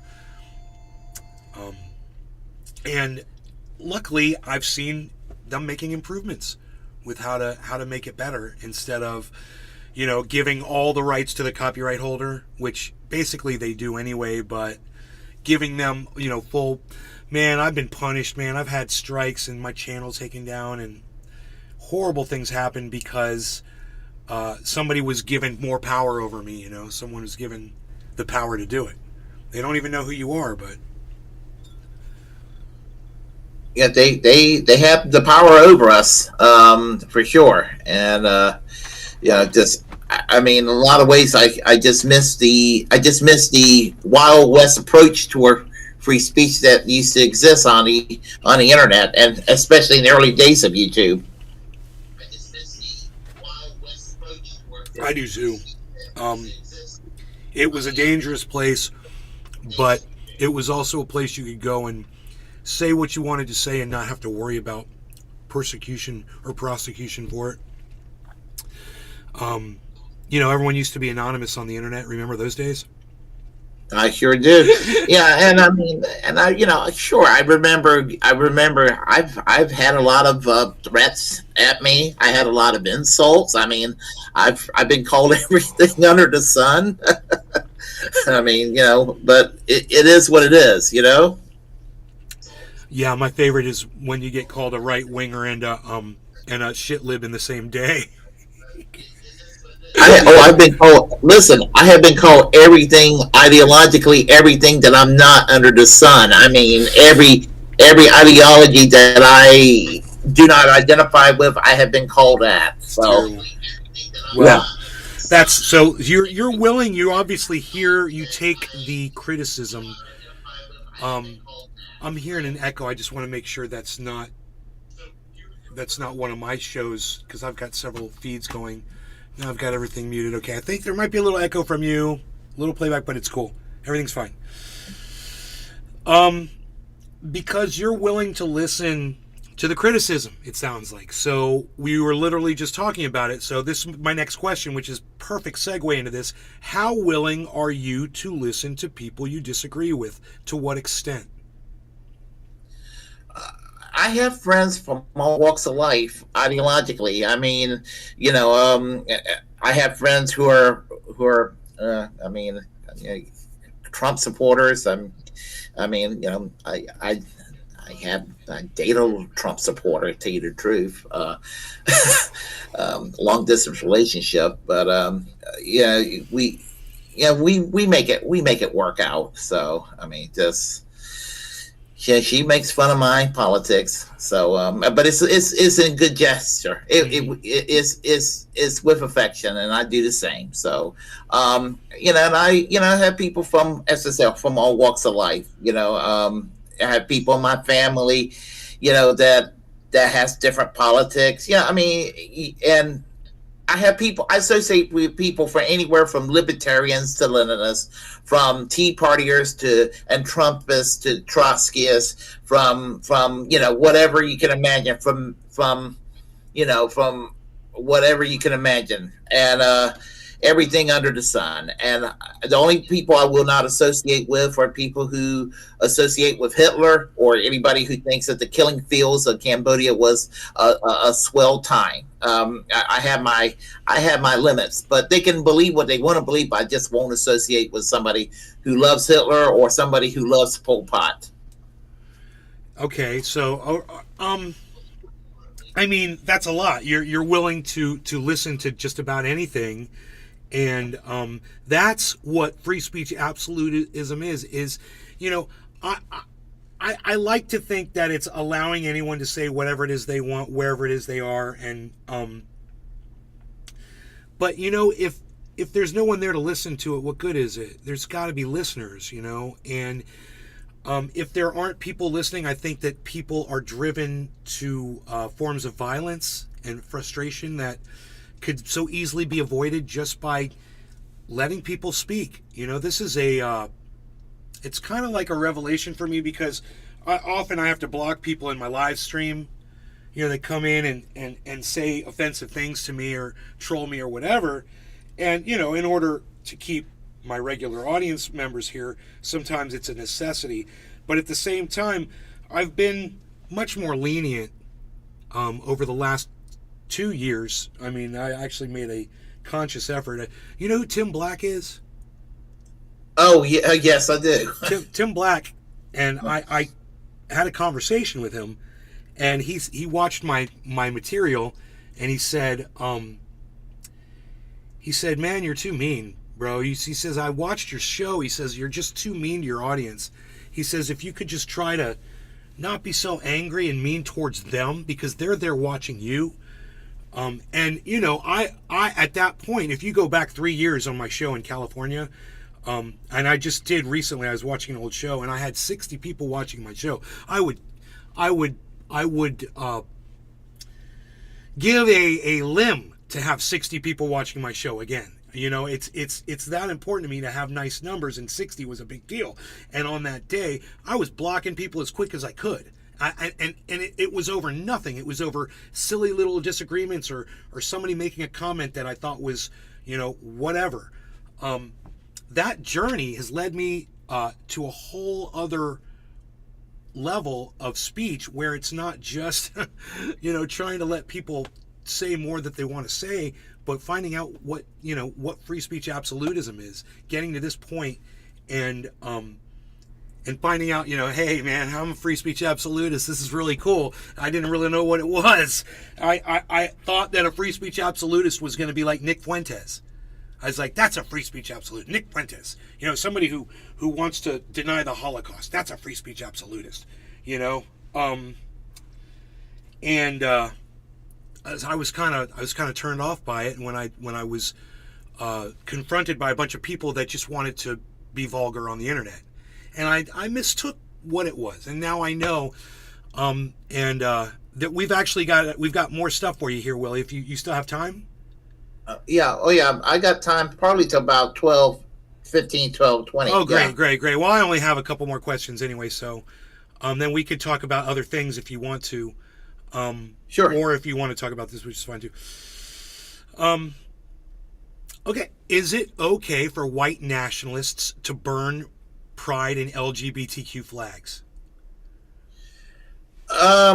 If they buy it themselves and they didn't steal it, and if it's on their property in the middle of the woods, you know, or you know, if they're not threatening other people, and they're not in a threatening environment, you know, sure. I mean, you know, again, just sort of like the American flag. I mean, you don't have to like it, you know, but you know, and somebody came up with this scenario. It's like, well, flag burning's legal, but somebody went to jail for 12 years for burning the pride flag. But it was found out that the person that burned the pride flag stole the flag from a pro LGBTQ church in Iowa.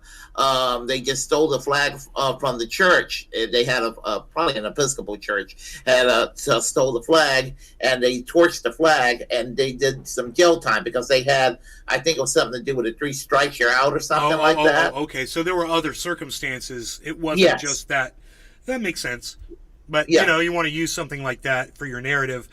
This is how people are. Did you see? Of course, with the 3 strikes you're out. I mean, we can have a debate about whether that's right or not. I mean, sure, right. Maybe going to prison for 12, 15 years may be a little bit harsh too. But I would say do something about that law too. You know, even though I may not respect the person who burned the LGBTQ flag. Did you see the video of the guy that he's a podcaster? He's trying to make a name for himself. He's a right winger. He's walking through Walmart, and there was an LGBTQ display at one of the cash registers. It was a rainbow flag type thing or whatever, and he reached up and he grabbed it and he threw it on the ground in the middle of the Walmart and kept walking while somebody was behind him videoing it for the very purpose of him, you know, enriching himself based on hate. That's part of free speech absolutism. Is that part of it, or these damaging private property? He's damaging property. So if he had brought his own flag in there and stomped on it, he would have been, as far as a free speech absolutist. I'm not saying you personally, Willie. I'm basically asking if as far as free speech absolutism goes, that's okay. If it's his own property and he wants to destroy it anywhere, you're okay in front of whoever.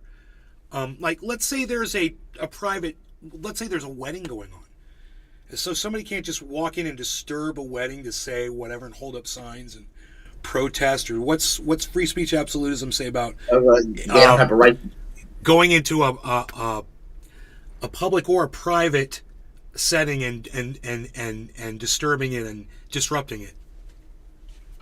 Well, they don't have a right to go and disrupt a wedding or what have you. I mean, you know, but as I said, the gentleman that did that at the Walmart, he took something that didn't belong to him and basically, damaged something that didn't belong to him. If he bought it and did it, kind of damaged the property he bought, or if he brought it from home and did that just to make an ass out of himself, again, that's on him. That's a good answer. Okay, here is the last question I've written down. It's, who are some prominent free speech absolutists we can listen to today? That are, and I'm not talking Garland about, Nixon for one. Garland Nixon. Okay, I'm sorry. I'm going to write these names down. Yeah. And Nixon, who is that? He's an advocate for Julian Assange. He's a former police officer, but he's also he's a radio talk show host, and he's an advocate for Julian Assange. I saw him speak at the Assange rally back in October at the Department of Justice, and I was really impressed with him. And I should have known who he was previously, but now I know who he is. And free speech is what he advocates. Glenn Greenwald, of course. He's also good. Glenn Greenwald is a free speech absolutist. Yes. Okay, so let me ask you this then. This is going to get interesting.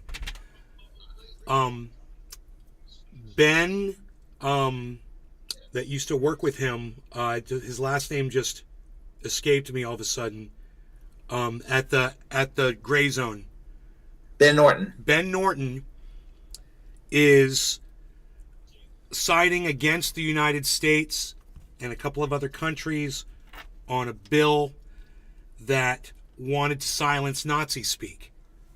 Do you remember? Did you see this with Ben Norton? About I did not see that with Ben Norton. About a year to 6 months ago. About a year to 6 months ago. This is a real interesting journey we're about to go on. Okay, so my personal belief. Now, this is before I knew I was a free speech absolutist. you got to let Nazis speak until they say they want to go start hurting people, or they want to do violence, or they want to commit crimes. I said, but just because someone calls himself a Nazi, I was like, if we start with Nazis, we're going to move on to the next group, we're going to move on to the next group, we're going to move on to the next group. So that was my argument. Now, I know how you feel. You've already stated how you feel about Adolf Hitler and all that, so I know where you're at with that. However, I also know where you are with free speech.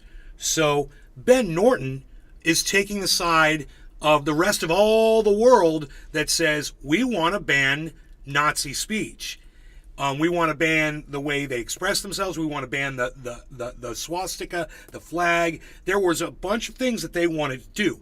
And what America said was, hey, we can't start doing that, because if you start going after them, you're going down a slippery slope. I mean, to me, I'm like, that makes the most sense. But Ben Norton, he wanted to silence the Nazis, and he did this whole thing about why that bill was so important. And I did a thing about Ben Norton, and I went back and forth with Ben Norton, and this is what I said, bro. I said, Ben, I said, if you silence the Nazis, they're going to come for the Jews next. And I said, you don't want to start this. I said, they're going to come after you. And I said, when they come after you, I'm going to be right there reminding you that I told you this was going to happen. And man, it wasn't 6 months later. Do you remember when he got shut down on YouTube? They shut Ben Norton down? Or it was Twitter or YouTube? The only thing I remember about him is he had a falling out with the Gray Zone, and I believe he moved to Nicaragua. Okay, this was before that, and he went on one of the left-leaning podcasts. The guy's bald. I just can't think of his name off the top of my head. Bald, lefty guy. Anyway, Ben went on with him, and both of them started discussing the fact that both of their channels on YouTube have been completely shut down and subverted. Their notifications aren't going out. They're getting strikes and blah, blah, blah, and all this stuff. And I said, that's it. That's what it feels like. That is what it feels like when you start cheering on silencing one group and you're not paying attention. You need to be fighting for that group. I know it sucks. I don't want to fight for Nazis, man. That's the last thing I want to do is fight for Nazis. But if I don't fight for Nazis, they're coming after me next, because I'm in 6 groups, bro. I belong to 6 different groups that are on the list to be silenced. I already went through this on my show. So, you know, I'm not doing this for myself. I'm doing this because I know I've been told that you don't let them start, don't get their foot in the door, because as soon as their foot's in the door, you know, oh, we're only gonna block from K to 3, DeSantis said. And I said, no, man, they're gonna go right up through high school and college. They're gonna start yanking you out. And sure enough, they're already up through college. They're already up through 12th grade. Sure enough, they're yanking prisoners. No, you can't do the surgery. That's an adult. Oh, well, they're a prisoner. They don't have rights anymore. Okay, well, you can't get the medication. You can't do this. You can't do that. And they already, man, their whole damn body's in the door now in Florida. And I'm here. I'm fighting. Yeah. As I said, I didn't know about the. Okay, I didn't know about the whole situation with Ben Norton. It's interesting. Yeah. Yeah. You can go check that out. Yeah, I do know that I remember that the World Socialist website, one of the people from the World Socialist website made it on the Jimmy Dore show a couple of years ago, and they were talking about censorship. And right after the interview, the guy from the Worldwide Socialist website was advocating for censorship, and then as soon as he left the show, the Worldwide Socialist website was shut down. Crazy. I mean, it's back up, but I mean, it was actually shut down. You know, it was censored. It is from Jimmy Dore, because Jimmy Dore's got thousands of eyes. He goes live, he's got 10,000 people watching him. Right. And Jimmy Dore he's within his rights to tell the guy, "I told you so." Yeah.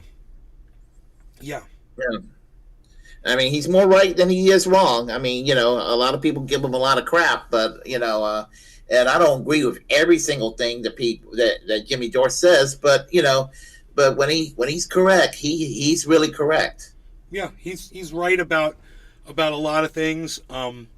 He's developed kind of though an echo chamber, And I've been watching him for a long time. I've been a long time supporter of his show. And his wife and I became friends, and me and Ron Placone became friends, and me and Graham Elwood became friends. And I met his wife. Yeah, is she great? She's so sweet. Yeah, I met her at the comedy show in Raleigh. Nice. Last year. I saw Nice. Jimmy Dore do his comedy show. Nice. And but I didn't meet him in person. I met his wife though. Right. Yeah, well, Steph blocked me on Twitter. Oh. So, I'm sorry. hey man, full disclosure here. I'm not I'm not pulling anything back here. I mean, she blocked me. He blocked me first. He went after me. He smeared me, and then he blocked me. And then she and I lasted for about another year after that.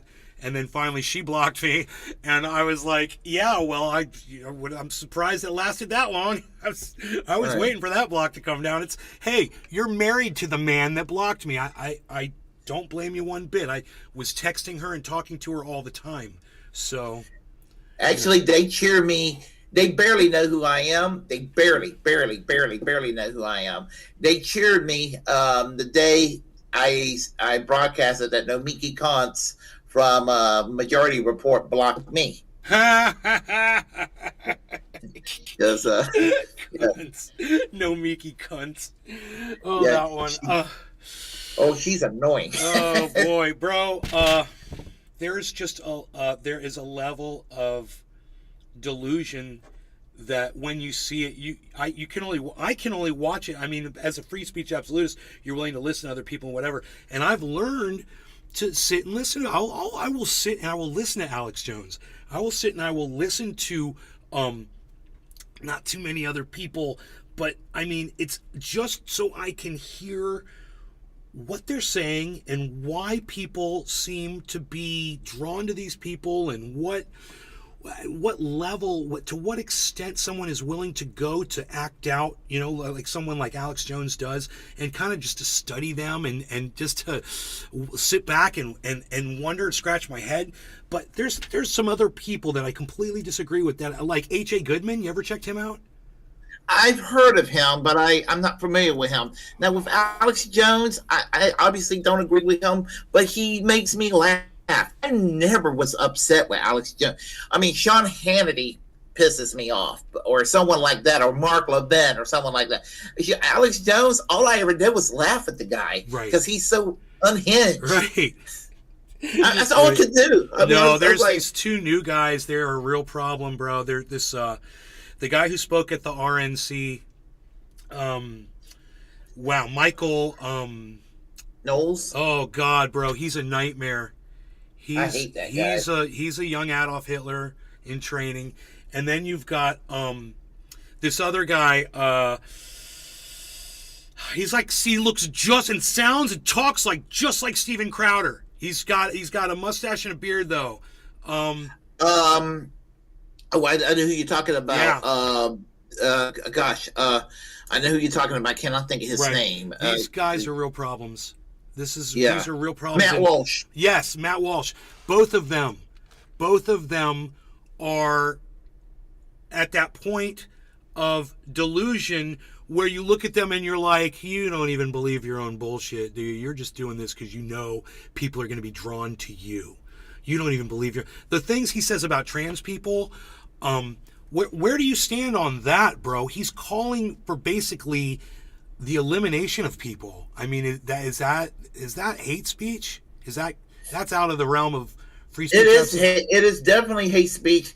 He says just enough to say, well, I don't mean you murdered. I mean, he'll say that, but he's saying that they don't have a right to express themselves. I think he's giving himself enough wiggle room to say these things, to do a campaign to cancel culture them. I think that's probably what he's trying to imply, but his followers are going to imply it a different way. So that's a kind of a slippery slope. Wow, man. So, where are you with Jackson Hinkle politically? I used to listen to Jackson Hinkle quite a bit when he was more left leaning, but me too. Stop. And here's the thing. I get called a Putin puppet because I oppose the war in Russia and Ukraine. I oppose the U.S. doing this sort of thing. I'm not a Putin apologist. I'm not a Russia apologist. But I'm no fan of Zelensky either. But every time I started watching it, after a while, it was just too much. All he just did was praise Putin nonstop on the show. I'm just like, I just couldn't take it. Right. So I kind of stopped watching his show. So I kind of had this little thing for Putin for a little bit until I learned more about him. My buddy's, he lives in Denmark. His name's Cyber Reload. He's usually on the show at nights with me playing video games. Him and I have known each other for years and years and years. And sometimes we have differing political opinions and we share them with each other. And we're great. We could talk like that. And, I'm 75% Russian. So, when this whole thing started, I didn't know that. I didn't know that I was 75% Russian a year ago. I had no idea. I knew that I was 99 it's crazy. I think it's 99.9% Ashkenazi Jew. And I knew that my relatives were coming from Poland, Romania, Czechoslovakia, and Yugoslavia. But what I didn't know was that the majority of all my blood was Russian, because Russia took over some of these countries where, I was thinking I was one thing, but it was actually Russians. It was all Russians. So I found out, throughout the course of this war, my sister and I were talking. She's like, you're 75% Russian, I'm 75% Russian, and Dad is 75% Russian, and Mom has no Russian in her at all. And I was like, are you kidding me? This is crazy. I'm like, so, I guess Mom's got like 25% Russian or whatever it is, but it comes out to 75%. But I was like, so basically America's going after my motherland, and I've got friends that are Russian, and I just kind of got more into it, and I got interested in it. And then, that report came out, man, about what Vladimir Putin was doing to the Jehovah's Witnesses in Russia. And BBC did an expose, bro. I think it was BBC. They did this big report, man. It's like an hour and a half long documentary where they show how they just drag them out of their homes and throw them in prison and beat them, and it's horrible. And then I was like, dude, I don't want to be Russian anymore. I want to just disassociate.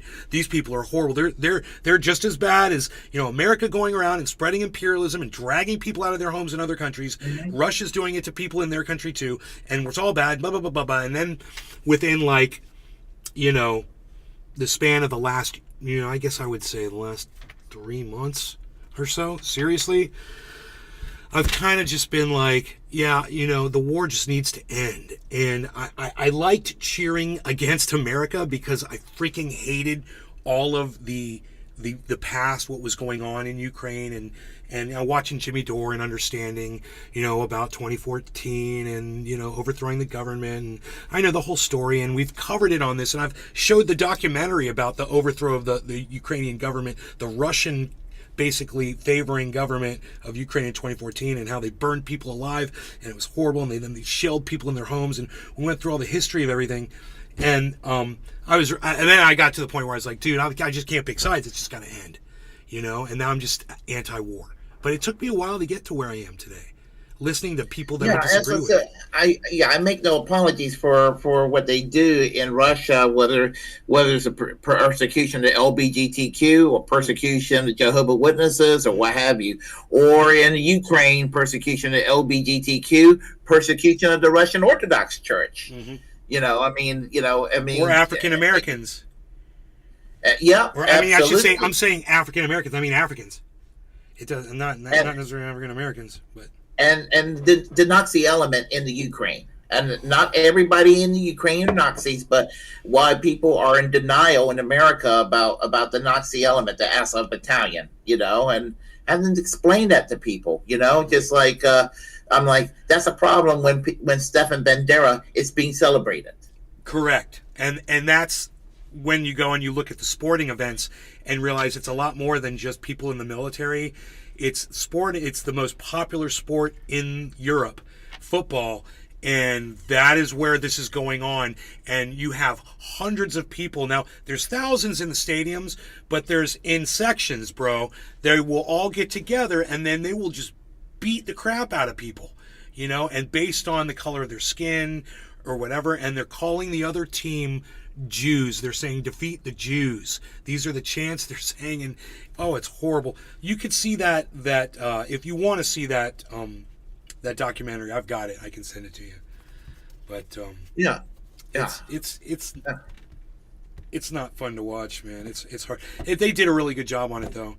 It's crazy. The guy went undercover a couple of times, and he talked to people that didn't realize they were being recorded, and got them, you know, to basically just out.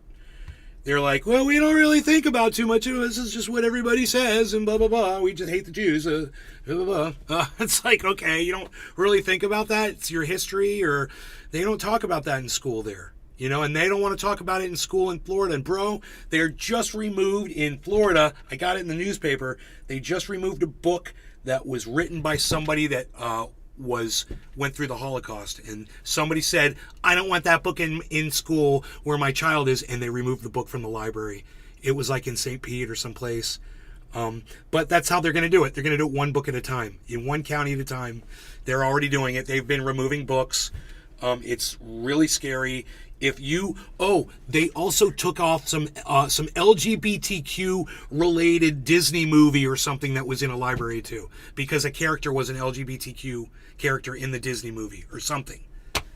So do you hear what's happening? I'm not exactly a fan of David Pakman anymore. I used to be, but I'm kind of away from David Pakman. Good for you. But what's happening to him is enough to make me feel sorry for him. Apparently, Candace Owens and Donald Trump Jr. are declaring war against David Pakman, trying to have his program yanked off the air. Okay, I could say two things about that. The first thing I'll say about that is that's gonna just explode him, which is great. He's gonna get more eyes on him, more people will listen to him now, and he'll survive this, I'm sure. For what? What's their point? How is he a danger to them? Well, it's because he made a remark about the shooting in Nashville and talk about the thoughts and prayers that some of the right wingers are talking about. He made it was something to the effect of, you know, would it be nice to come up with something other than thoughts and prayers? And they got like really upset over it. It's like, well, how dare you say this? We're going to go and get advertisers to pull the advertisers out and everything. And, okay, well, yeah, he does have a TV show. I've seen it.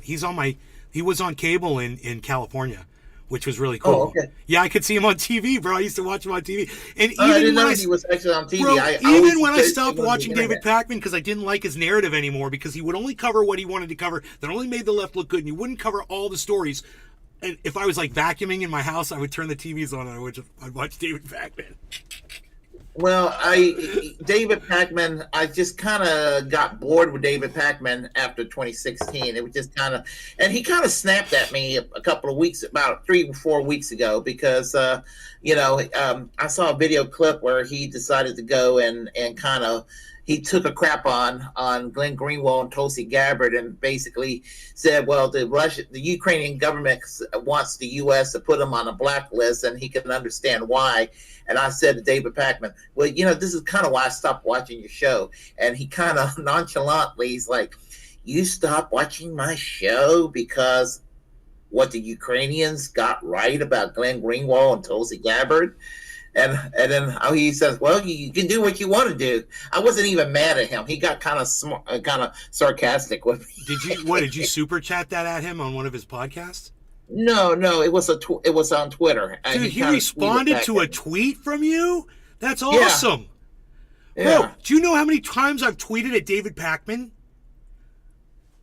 Maybe 400 tweets. He's never responded to a single one. It's the only tweet I've ever tweeted at David Pakman. Wow. Yeah. I'm impressed. Yeah, it was the only conversation I've ever had with David Pakman, and he happened to catch it, and he took exception to it. I'm glad that he responded to you, man. That makes me like him a little bit more, because I thought he just ignored everybody. but he talked to you. And, you know, I got to tell you, I've seen him, he responded to me when I super chatted him on his podcast, and he kind of got a little aggravated with me. It's funny the way he is. But I've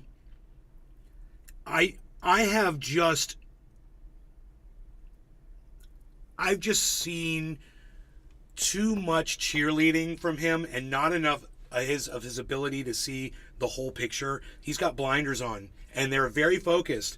So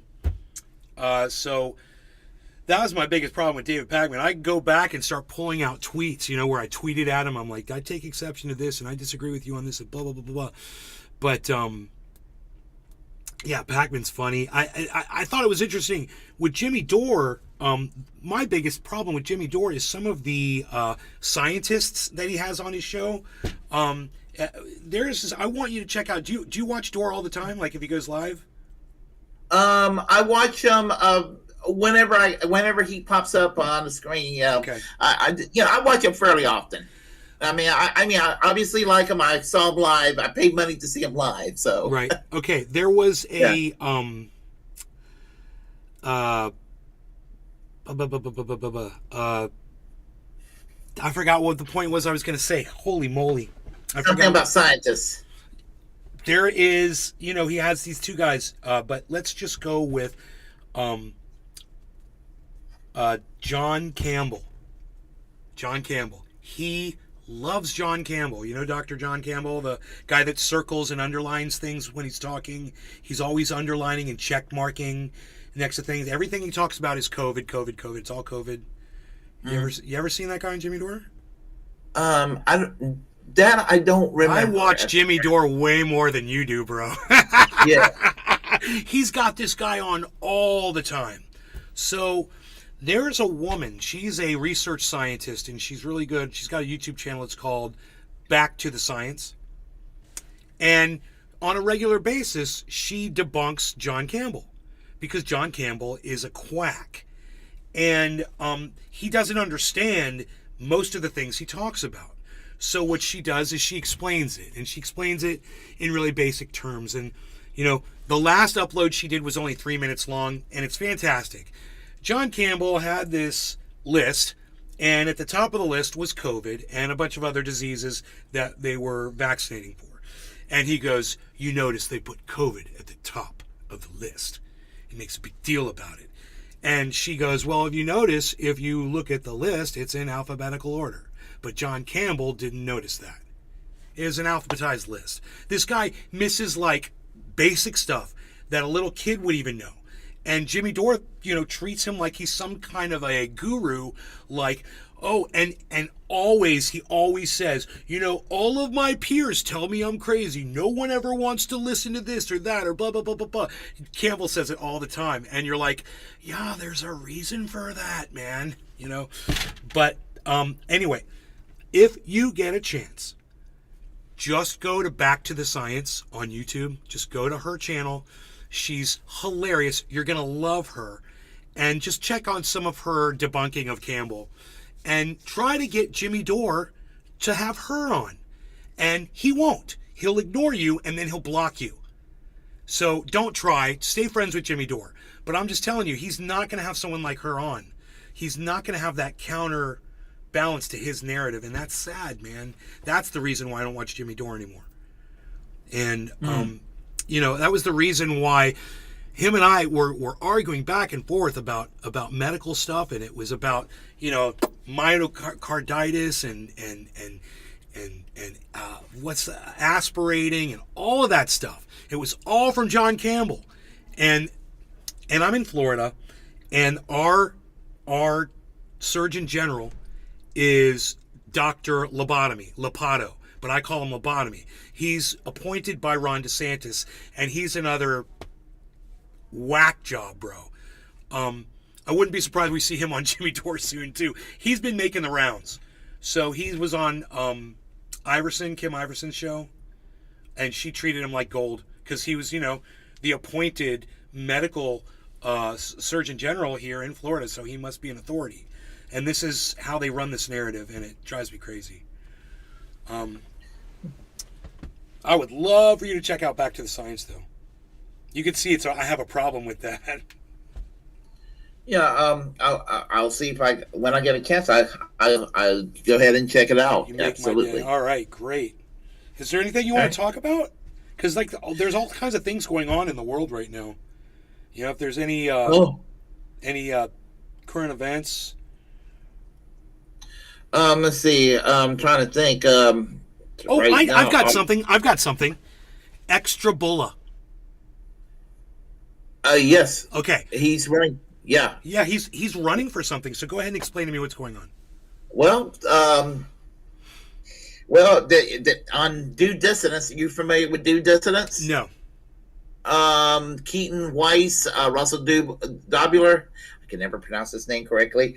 They're these two guys up in New York. They're like one of the fastest growing shows on the online left right now. I would check them out if I were you. Okay. They're so Dissidence. Huh? Due Dissidence. I'm going to write that down. Yeah. Check them. I actually interviewed them a few months ago. As I said, they're growing right now. They were on since you're down in Florida. They were on what's the name? The Jen Perlman program, Generational Change. I haven't seen that one either.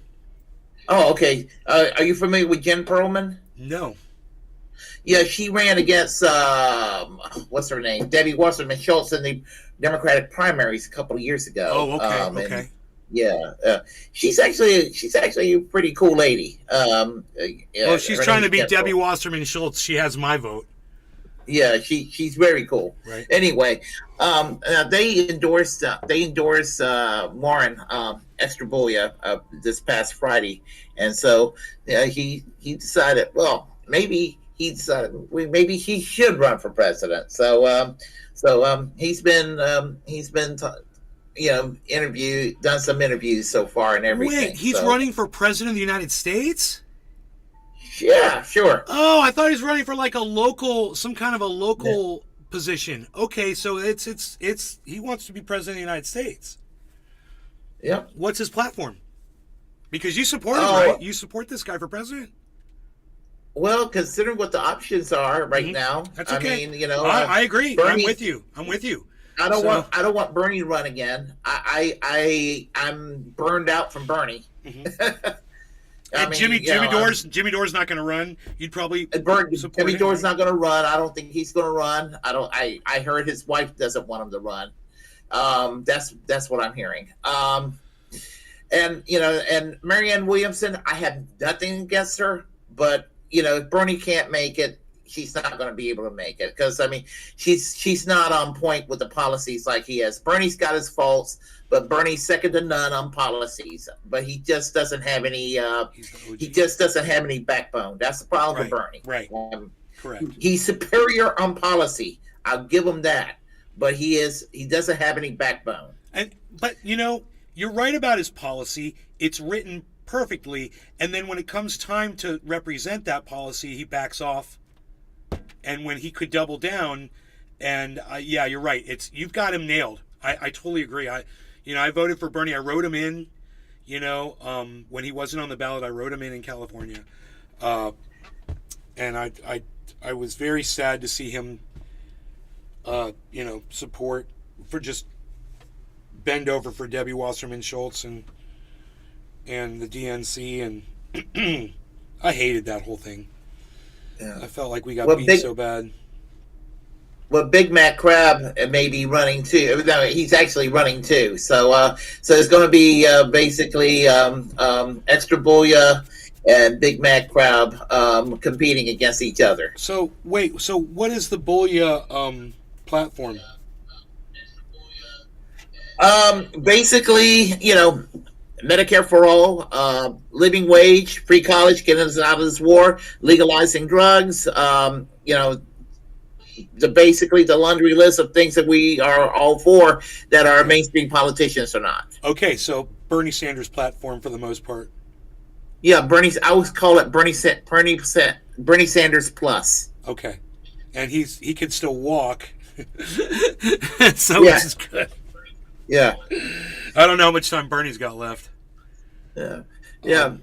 Same thing with Big Mac Crab. He's for the same thing. And he's young too? Yeah, he's a little bit younger. That's interesting. So I saw him saying something about 2024, and I didn't know what it was, but now we know. So that's interesting. Don't you support another candidate, or was that it? And right now, that's what as far as the presidency, that's my choice. Is there anything local that you were looking at, or no? Locally, yeah. Well, I don't know where the Green Party is right now on the ballot here in North Carolina and all that. But as far as when it comes to activism, I'm taking a serious look at Worker Strike Back. That's Kshama Sawant's group.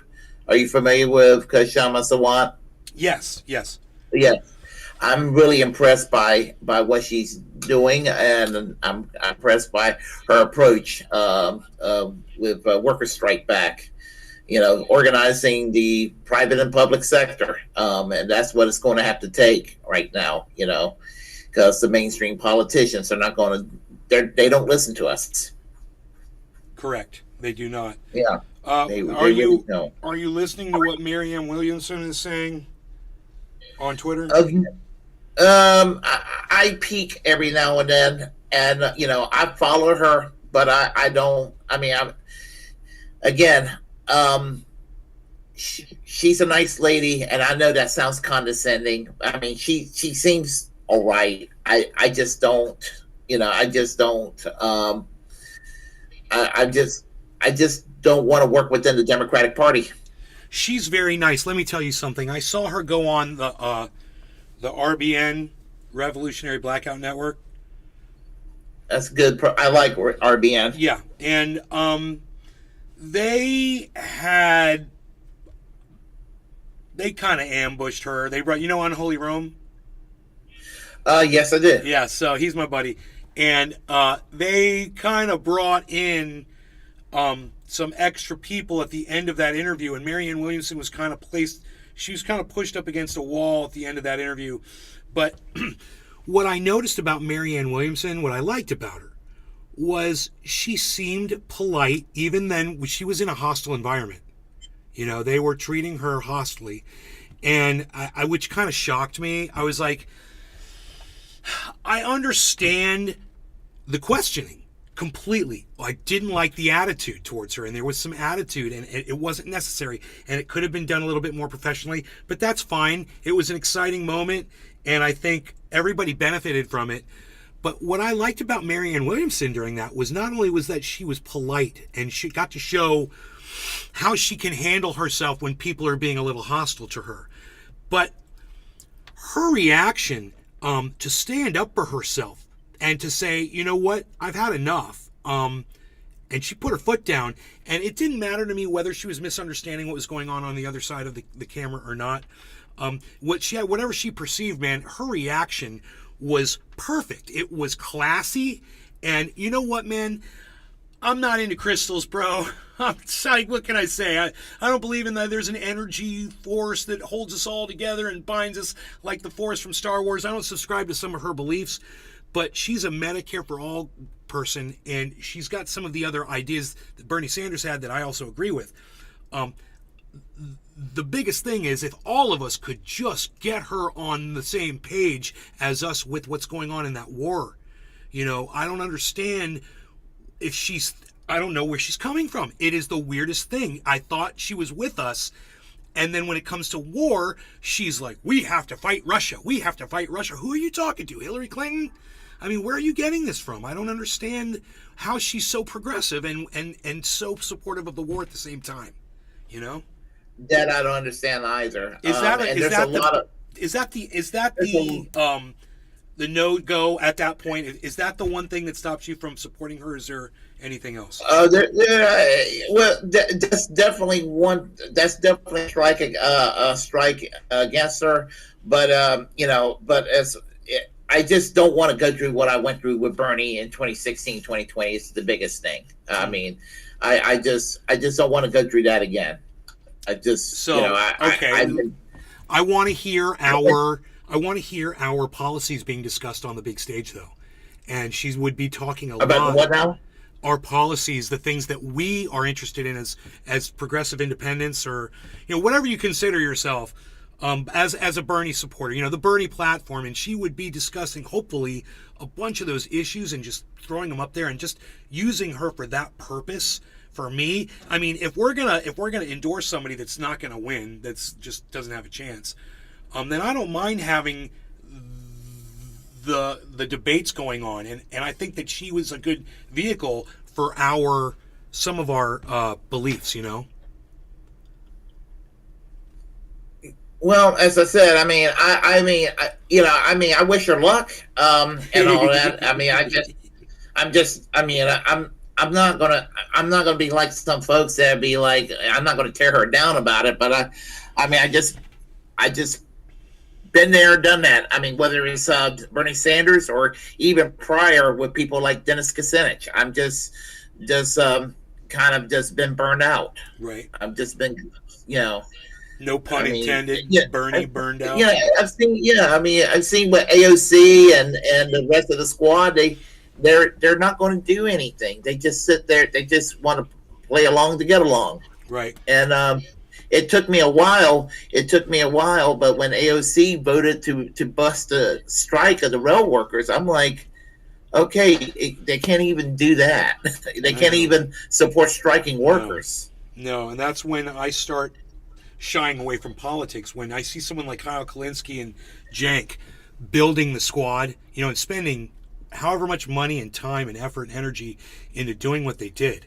And man, as much as I cannot stand either of them, and I was a big supporter of both of them at one time, big supporter of both of them. And as we grew apart, and I saw what they were doing with the squad, even at that point, I was already away from them, but I was like, I like what you're doing with the squad. That's a good idea. And then they were successful. They built the squad. They got them elected. They did it. Wow. It was crazy. Guess what? We're not going to get anything. You know why? Because politics is a lie. And the way our system is set up now, with being able to buy people off, you just can't beat greed. And as long as greed's a factor in politics, man, until greed comes out, we're going to just keep putting people in. I'm afraid the very next person, doesn't matter how sweet and awesome we think that person is. Man, that's what I thought about Barack Obama. I was like, this guy's never going to screw us over. I can't wait to see this guy go in there and just do what he says he's going to do. And he went in there and just started, kind of playing ball, Yeah, I mean, it was like George W. Bush never left office, and we're still in. Let's see, it still feels like George W. Bush never left office. Right. I wish. Yeah. I'd pay money to have George W. Bush be our president again. Oh no! I think he's the worst president we ever had. Because of the Iraq War. I'm looking on the horizon, bro. I'm looking at Ron DeSantis, and I'm saying, Ron DeSantis is going to be worse than George W. Bush if he gets in there. Right. Actually, I have joked about DeSantis. I said that Ron DeSantis is basically George W. Bush on policy, and all of Donald Trump's rough edges without the comedy show. Mm-hmm. Mm-hmm.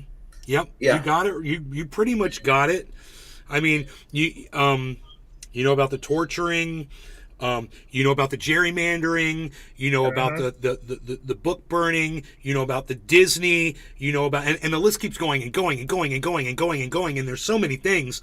At some point, my Republican friends that support Ron DeSantis, because I live here in Florida, I grew up here, so when I talk to my friends that support Ron DeSantis, they refer to him as Ronnie, good old Ronnie.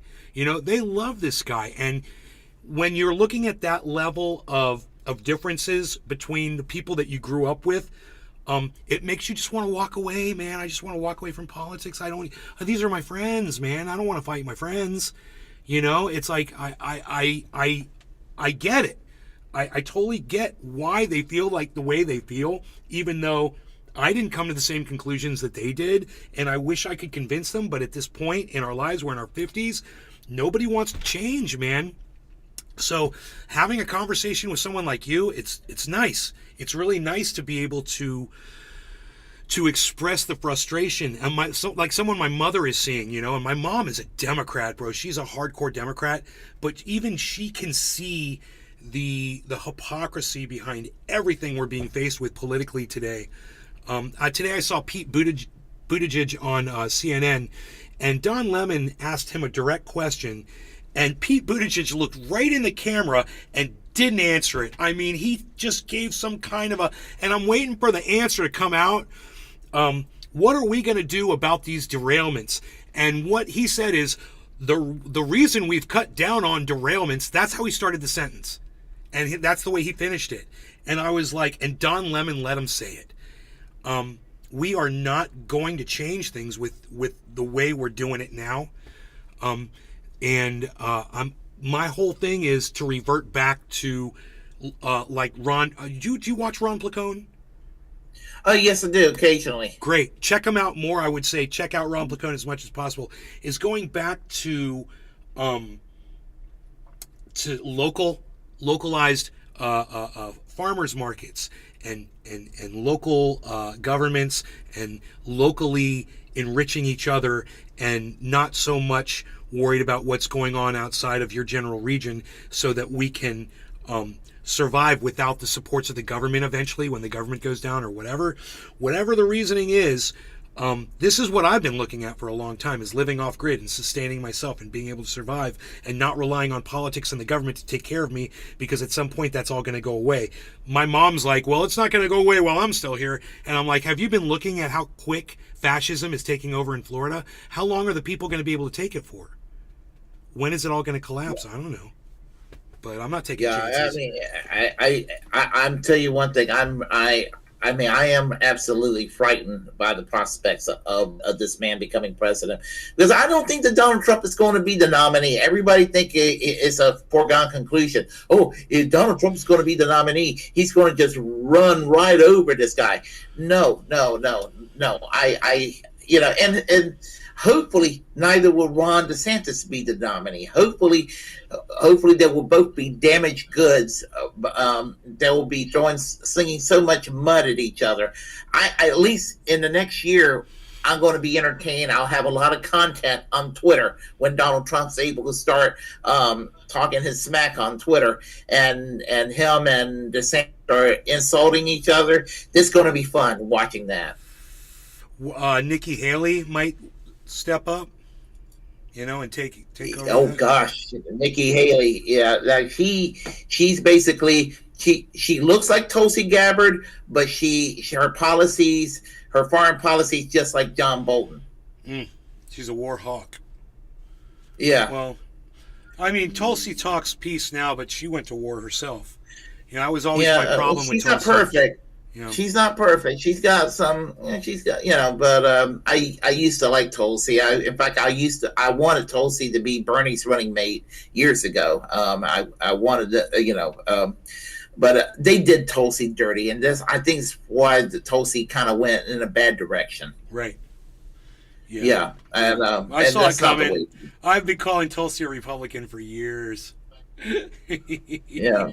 Well, I think that when Hillary Clinton started calling her a Russian asset and everything, I think that might, I think that they just kind of pushed her in a direction where she started to get a little bit of love and affection, and now she ends up substituting for Tucker Carlson on Fox News, and they really lost somebody that could have been I think that the left should have work a little harder to try to defend Tulsi and to kind of keep her away from turning to the right. So, but that's just me, But anyway, I do need to do something. I have another stream I have to do in a little bit. Okay. So, thank you so much. Yeah, I'd love to come on back, and if you ever want to come on my show, feel free, and we'll make it a regular thing. The invitation is set. Thank you so much, Willie. Take care, brother. All right, thank you. Okay. Okay. All right. Bye-bye. Bye. All right, everybody, thank you for tuning in. I hope you had fun and enjoyed it. Willie Bragg TV on YouTube, guys. Bye.